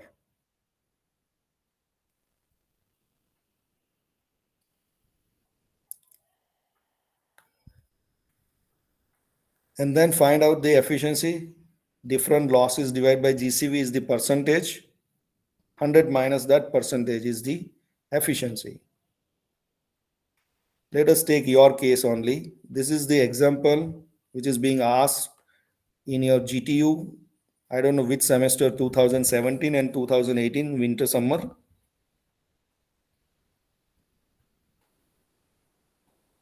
Following are the data collected for a typical oil-fired boiler. Find out the efficiency of boiler by indirect method. Carbon 84%, hydrogen 12%, sulfur 3%, oxygen 1.2%, GCV is 10,200, steam generations 7 kg per cm saturated dry steam, feed water 60 degrees Celsius, enthalpy of the steam is given, specific heat of the flue gas is given, that is 0.23, specific heat of the steam is given 0.45. Now this specific heat of steam 0.45 is talking about that vapor steam which is living along with the flue gas. Percentage of the oxygen in flue gas is given, CO2 is given 11%, flue gas temperature is 220, ambient temperature is 27, humidity on ambient air is 0.018 kg per kg of dry air. Find out the efficiency of the boiler by indirect method. So first and foremost thing is, first heat loss is heat loss because of the dry flue gas, which is mass of dry flue gas into Cp into delta T. Specific heat is given 0.23, delta T is Tg, that is 220 degrees Celsius minus ambient 27. That is also given, but mass of dry flue gas, that is not given. So first and foremost thing is to find out the mass of dry flue gas. I want that you please calculate. I will help you out, guide you. Okay. This is the complete data given. I have taken step by step. Here you can see this is carbon 84%, hydrogen 12%, sulfur 3%, oxygen 1.2%. ये सभी का सम करेंगे तो कितना आ रहा है?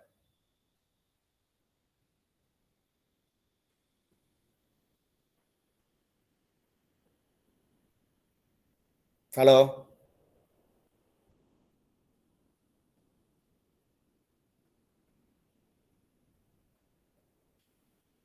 यज्ञेश, शिवम, ये सबका सम करेंगे तो कितना आएगा?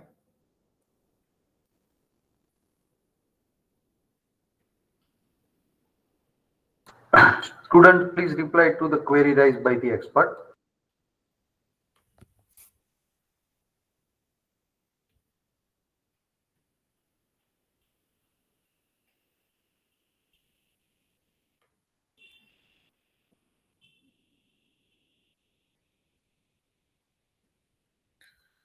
Sachin, are you there?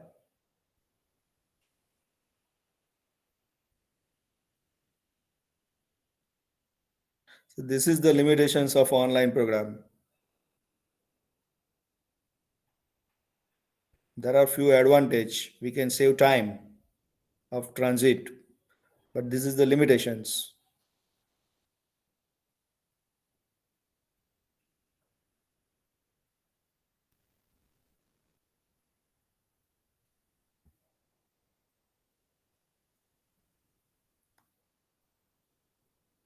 Sir, 118.2. 1, 18.2. it is 100.2, correct? So this data is not correct. This is a questions paper from your syllabus only. This data is not correct. Fuel analysis cannot be more than 100%. Okay. So this is the one of mistakes in the data given. Let's proceed further, whatever the data is given. So minimum, first we have to calculate minimum theoretical air. That is Dulong's formula, 2.67 times carbon plus 8 times hydrogen plus sulfur minus oxygen divided by 23%. That will give you 14 kg per kg of fuel. Now next क्या find out करने का?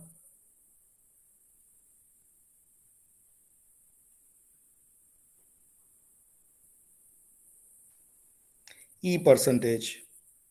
O2 percentage in flue gas is given, so use that formula only. That is O2 percentage divided by 21 minus O2. So 7% divided by 21 minus 7 will give you 50%. So excess air percentage, E percentage is 50%. So next, excess air quantity कितना आएगा? 50% of 14.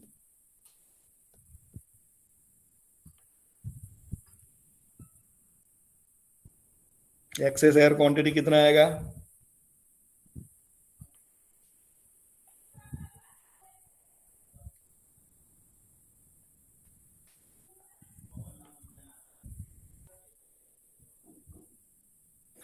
%50 of 14 is 7. Then actual air is summation of these two. Then we have to find the different flue gas compositions. That is nitrogen, CO2, SO2, O2, and finally H2O. If we don't, if you can't, if you won't calculate H2, it doesn't matter. So nitrogen 77% of your actual air, that is 21 kg, plus nitrogen available in the fuel, that is 0.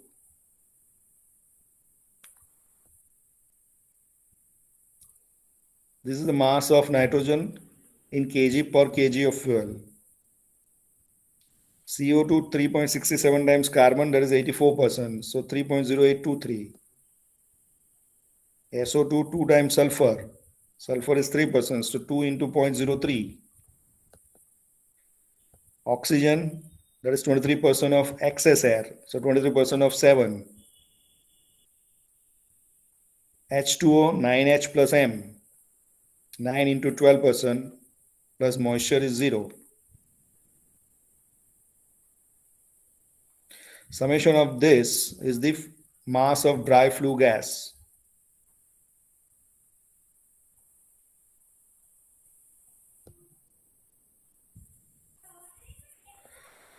And then find out the mass of loss. So mass of dry flue gas, that's what we have calculated, 20 into Cp, that is given 0.23. Delta T 220 minus 27 divided by GCV. GCV is 10,200. That will give you percentage heat loss.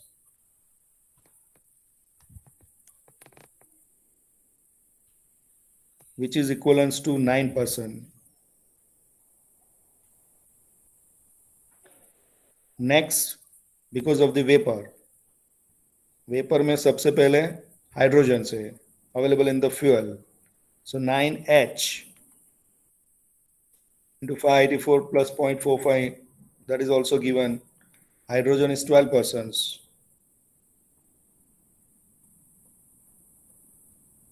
That will give you 6.3139%.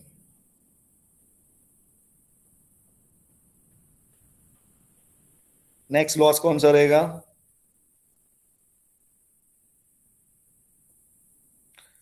Heat loss because of the moisture available in the fuel. That is mass of moisture into 584 plus 0.45 into Tg minus Ta divided by GCV. Mass of moisture is 0.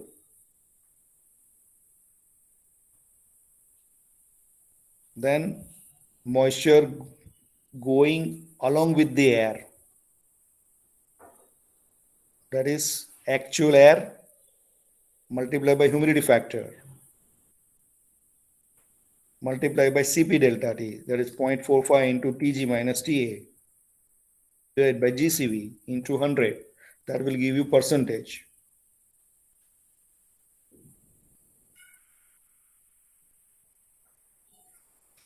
Fifth loss is because of incomplete combustion.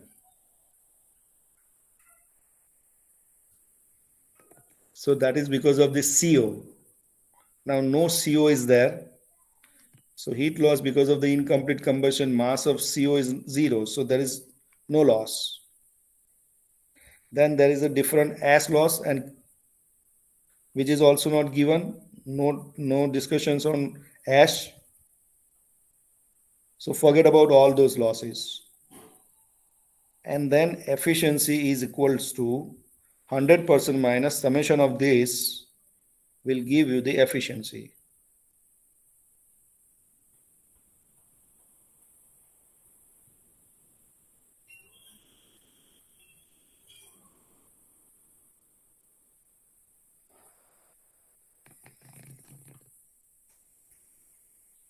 Now one more numerical.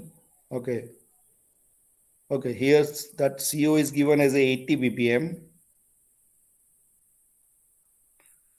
Find out the loss because of incomplete combustions. That is mass of CO multiplied by 5654.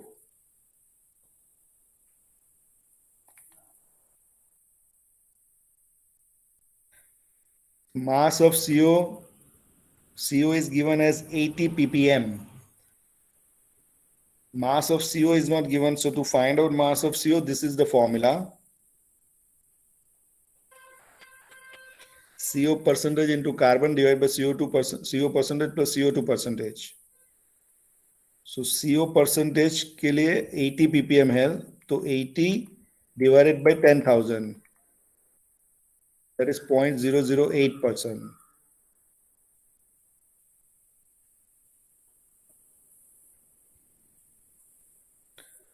So mass of CO is 0.008 into 0.4111 divided by CO percentage, that is 0.008 plus CO2 percentage is given 15.64.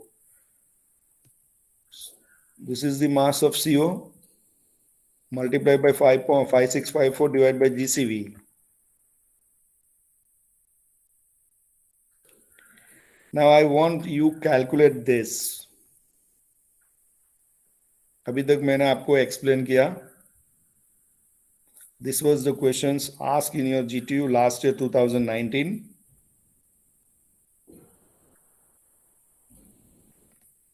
Calculate the indirect efficiency of boiler given following data. Fuel analysis. 41.65, 2.0413, 1.6, 8.63. Oxygen is 14.48. Moisture is 31.6%. Here GCV is given in kilojoule. That is SI unit. Fuel firing rate is given. Steam generation rate 21,937 kg per hour. Steam pressure 42 bar.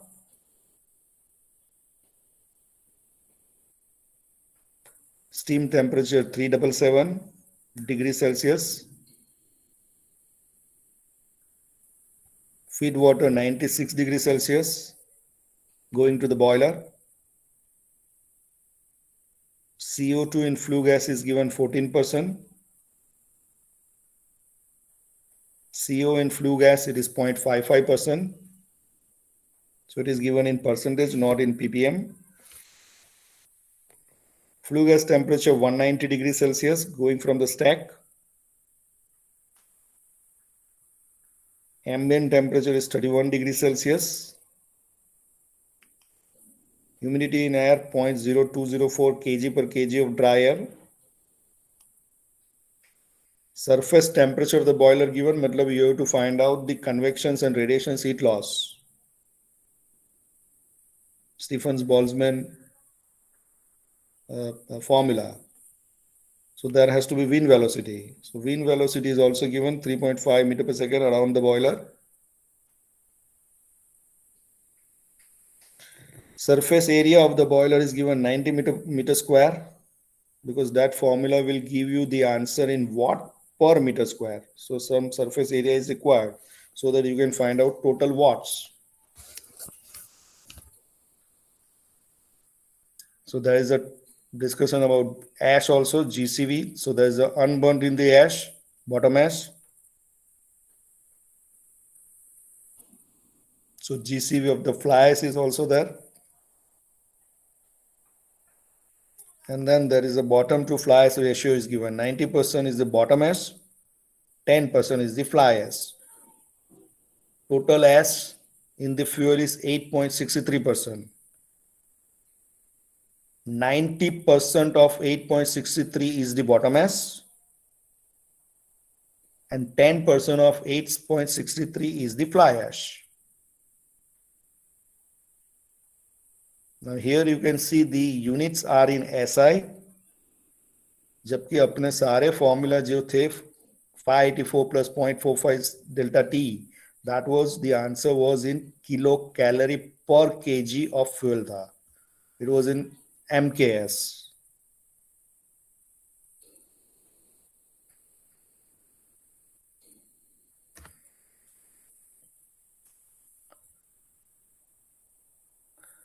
So let us calculate first. This is the data fuel analysis. First and foremost is to find the mass of dry flue gas loss. So that means mass of dry flue gas. So find out the minimum theoretical air required.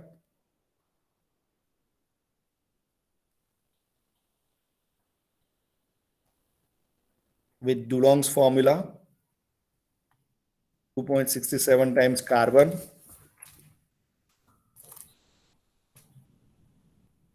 plus 8 times hydrogen plus sulfur minus oxygen divided by 23%. Carbon 0.4165, hydrogen 0.020413, sulfur is 0, oxygen is 0.1448.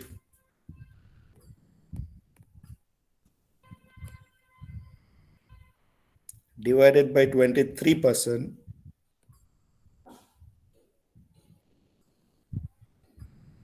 that will give you the minimum theoretical air.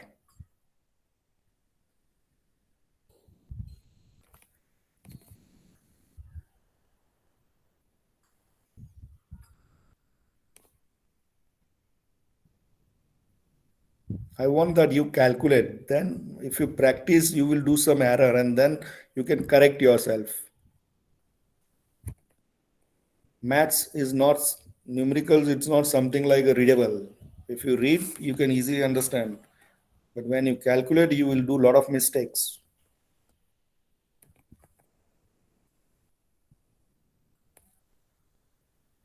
So find out the minimum theoretical air.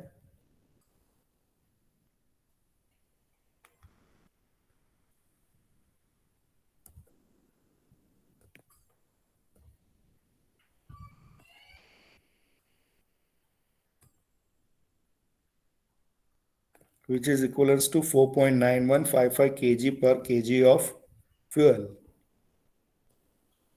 Then find out the E percentage. E percentage के लिए oxygen percentage and flue gas has to be given, which is not given in the data. O2 percentage in flue gas is not given. So this formula cannot be used. Rather than that, CO2 percentage in flue gas is given. So use another formula to find out E percentage, which is equivalent to 7900 into CO2 percentage theoretical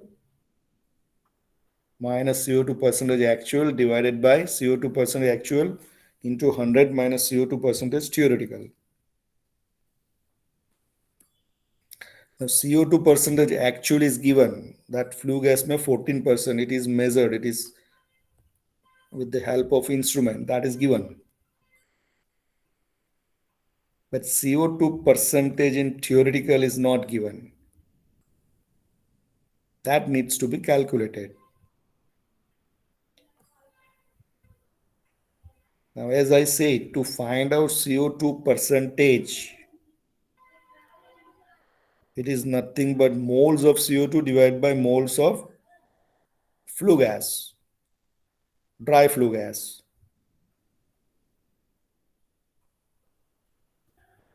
And dry flue gas में, if we want to calculate CO2 theoretical, there is no excess air. So there is no oxygen. So that means dry flue gas mein component will be CO2 plus nitrogen plus SO2 only, no oxygen, no H2O, because it's dry. And moles, number of moles of any component is nothing but mass divided by molecular weight, या तो molar mass, M by capital M. So moles of CO2 is mass of CO2 divided by molecular weight.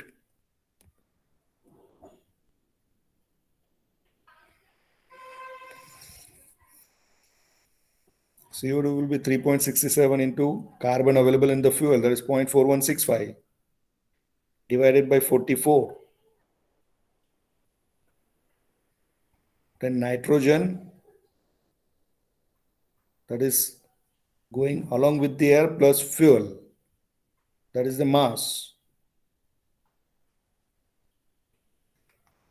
So mass of nitrogen is 4.9155, uska 77%. That is going with the air plus nitrogen available in the fuel, divide by 28.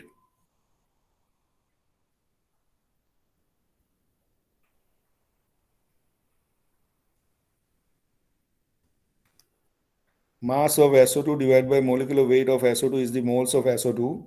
Sulfur is 0. So 0 is the moles of SO2. So CO2 percentage is 0.03474 divided by 0.03474 plus 0.1357 plus 0, that is 20%. And using this CO2 theoretical, that is 20%, we can find the E excess, E percentage, that is 45.19%.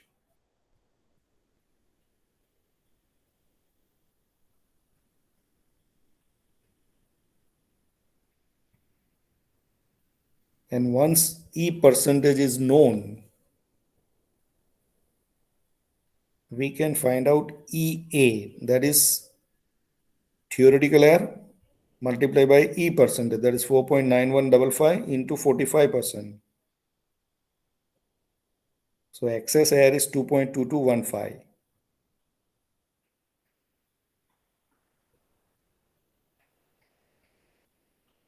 Actual air, summation of these two,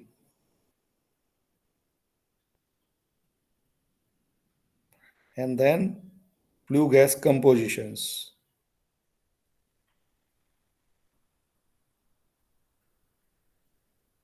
Nitrogen 77% of actual air plus nitrogen available in the fuel.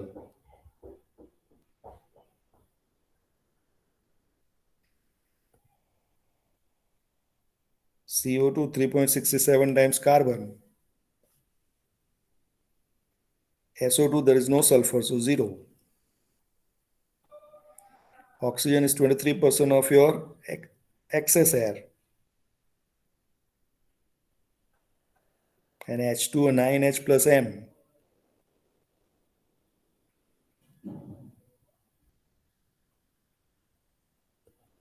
Summation of this is mass of dry flue gas except H2O, that is without H2O.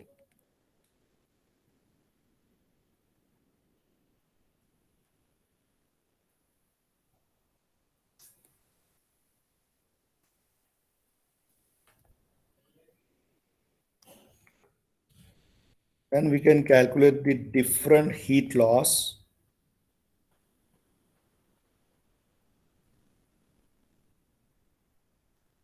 First, dry flue gas loss.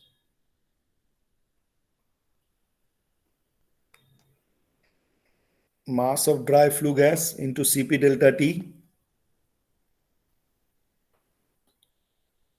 If Cp is not given, you can take 0.23 or 0.24.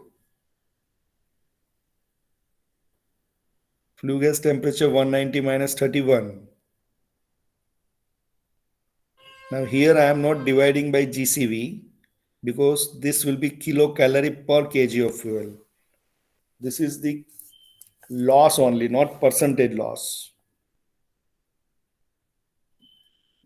Remember the unit, it's a kilocalorie.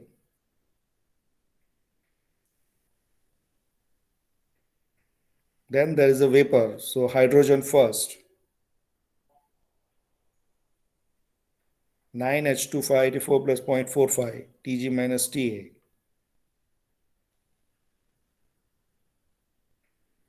Hydrogen is 2.0413, so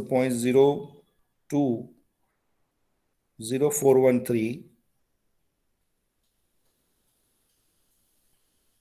multiplied by 584 plus 0.45, 190 minus 31.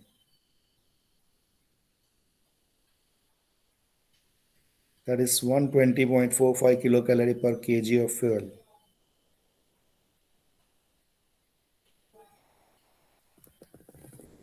Then there is a loss because of the moisture available in the fuel. That is mass of moisture multiplied by 584 plus 0.45 into Tg minus Ta.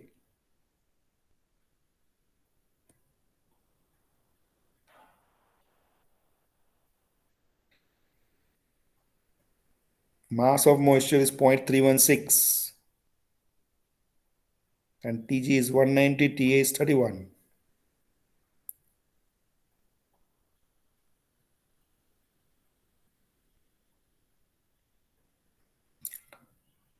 So this is the third loss. Obviously, it's a kilocalorie per kg of fuel.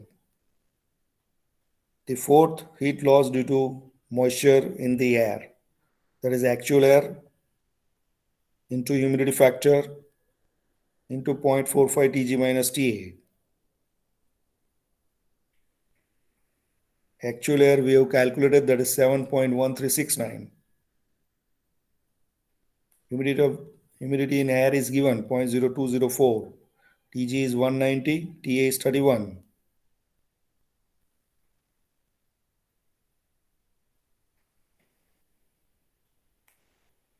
It is 10.417.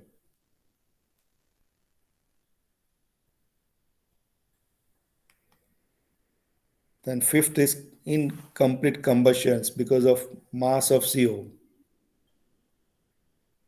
Now CO in flue gas is directly given in percentage. So to find out mass of CO, the formula is CO percentage into carbon divided by CO percentage plus CO2 percentage. Now CO percentage is given 0.55, C 0.4165 given, CO2 percentage, that is given as a 14%.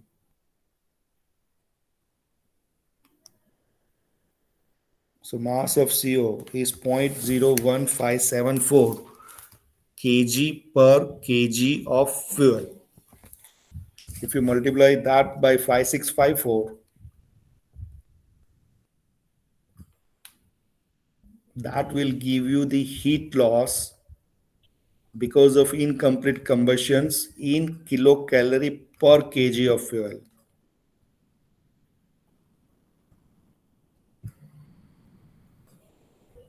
Then there's a fly ash bottom ash.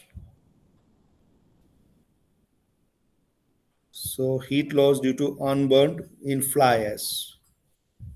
So mass of fly ash into GCV.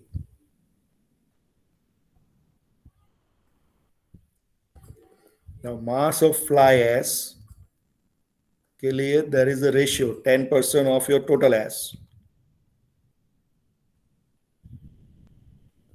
Okay, it's उल्टा किया है, that is 10%. The ratio is 10 to 90 होगा. So heat loss due to unburnt in fly ash is multiplied by GCV. Now GCV is given in kilojoule. 1894 is a kilojoule. So this answer will be in kilojoule per kg of fuel.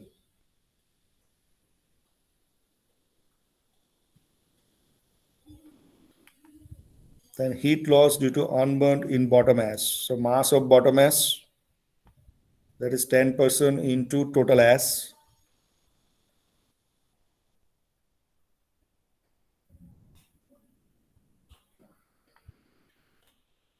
Multiply by GCV. As GCV is in GCV of bottom ash and fly ash is given in kilojoule, this answer will be in kilojoule per kg of fuel.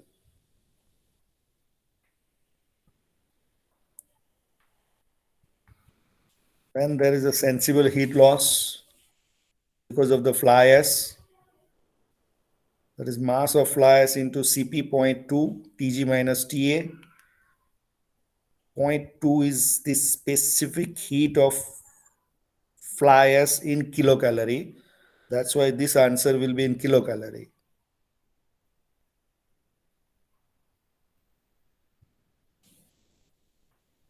Then sensible heat loss due to bottom ash. For that, we require bottom ash temperature, which is not given. So ignore this. Then 10th is the heat loss because of convections, radiations, and convections. That is this formula. Remember, the answer unit of this is watt per meter square. And watt is kilojoule per second.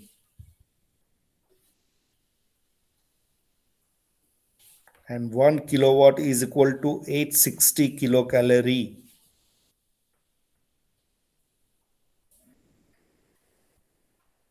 Here, this surface temperature, which is given 70 degrees Celsius, needs to be converted to absolute temperature by adding 273. Because Celsius and Fahrenheit are the scale which are on assumptions, certain assumptions. That's why for calculating absolute, the temperature has to be in absolute scale, either Kelvin or Rankine. Here it is a Kelvin.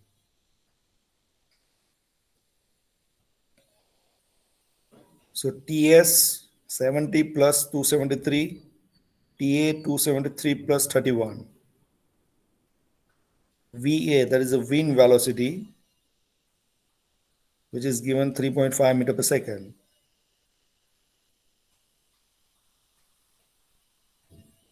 It is 937.62 watt per meter square.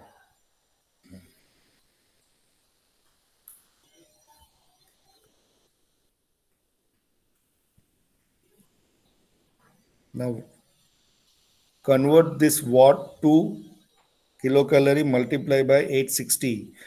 If it is kilowatt, 860 kilocalorie. If it is watt, 0.86 kilocalorie.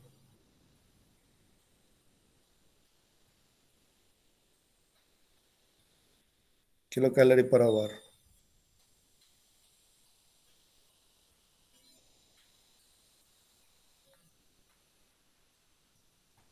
Multiply by surface area will give you the answer in kilocalorie per hour.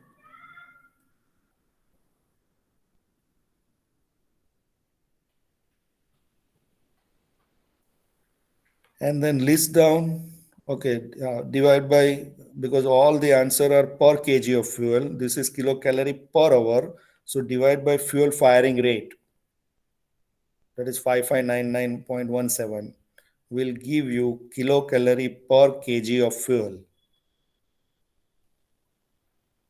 So these are the different losses. GCV is given in kilojoule, so I am converting in kilocalorie, or I have to convert all kilocalorie to kilojoule by dividing 4.187. So I have converted GCV kilojoule to kilocalorie. First loss, dry flue gas loss. Now it's in kilocalorie. Hydrogen in fuel, kilocalorie में है. Moisture in the fuel 207.15 kilocalorie. Moisture in air 10.417. Incomplete combustions 89.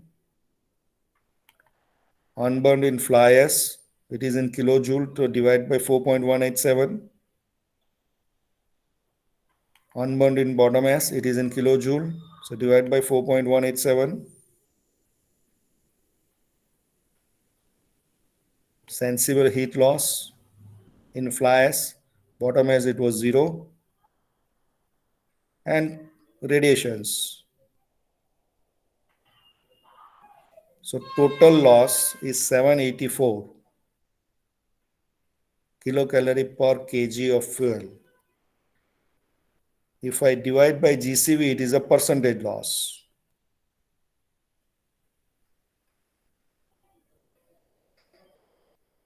And when I subtracting from 100%,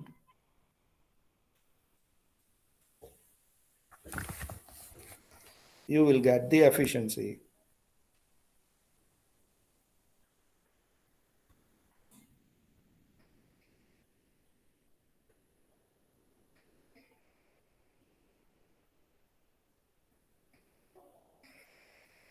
This numerical is quite lengthy. It's very difficult.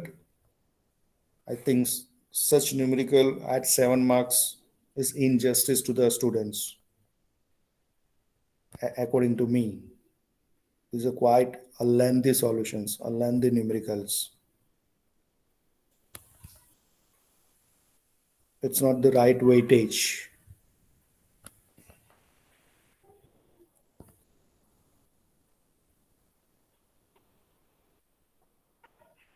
So any questions, students, participants?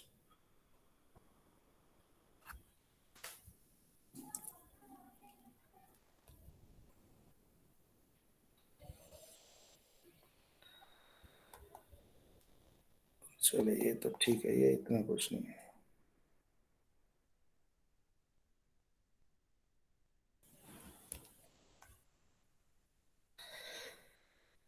Okay, चलिए ये छोड़ो. So that's what I want to convey. Thank you. If any questions, you can ask me.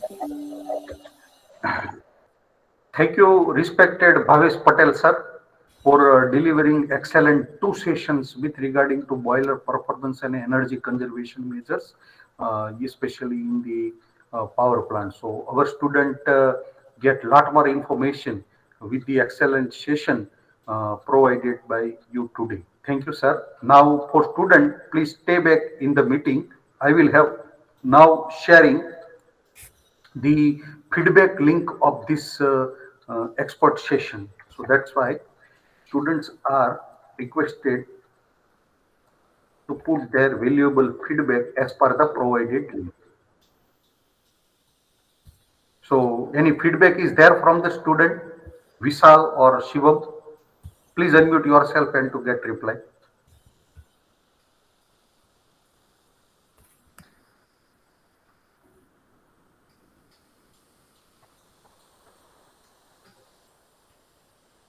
Hello, student, please fill the feedback link.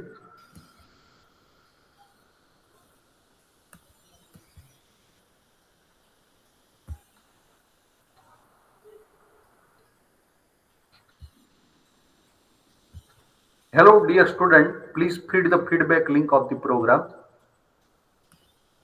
Vishal and Shivam. I have posted the feedback link in the chat box of this lecture. So thank you, Bhavesh Patel sir, for providing your valuable and time and effort for educating our students. Many other students from the different colleges were also taken part initially in this part of the lecture series. Thank you, sir. Thank you. Thank you. Thank you, sir. Now can I end the meeting here, sir?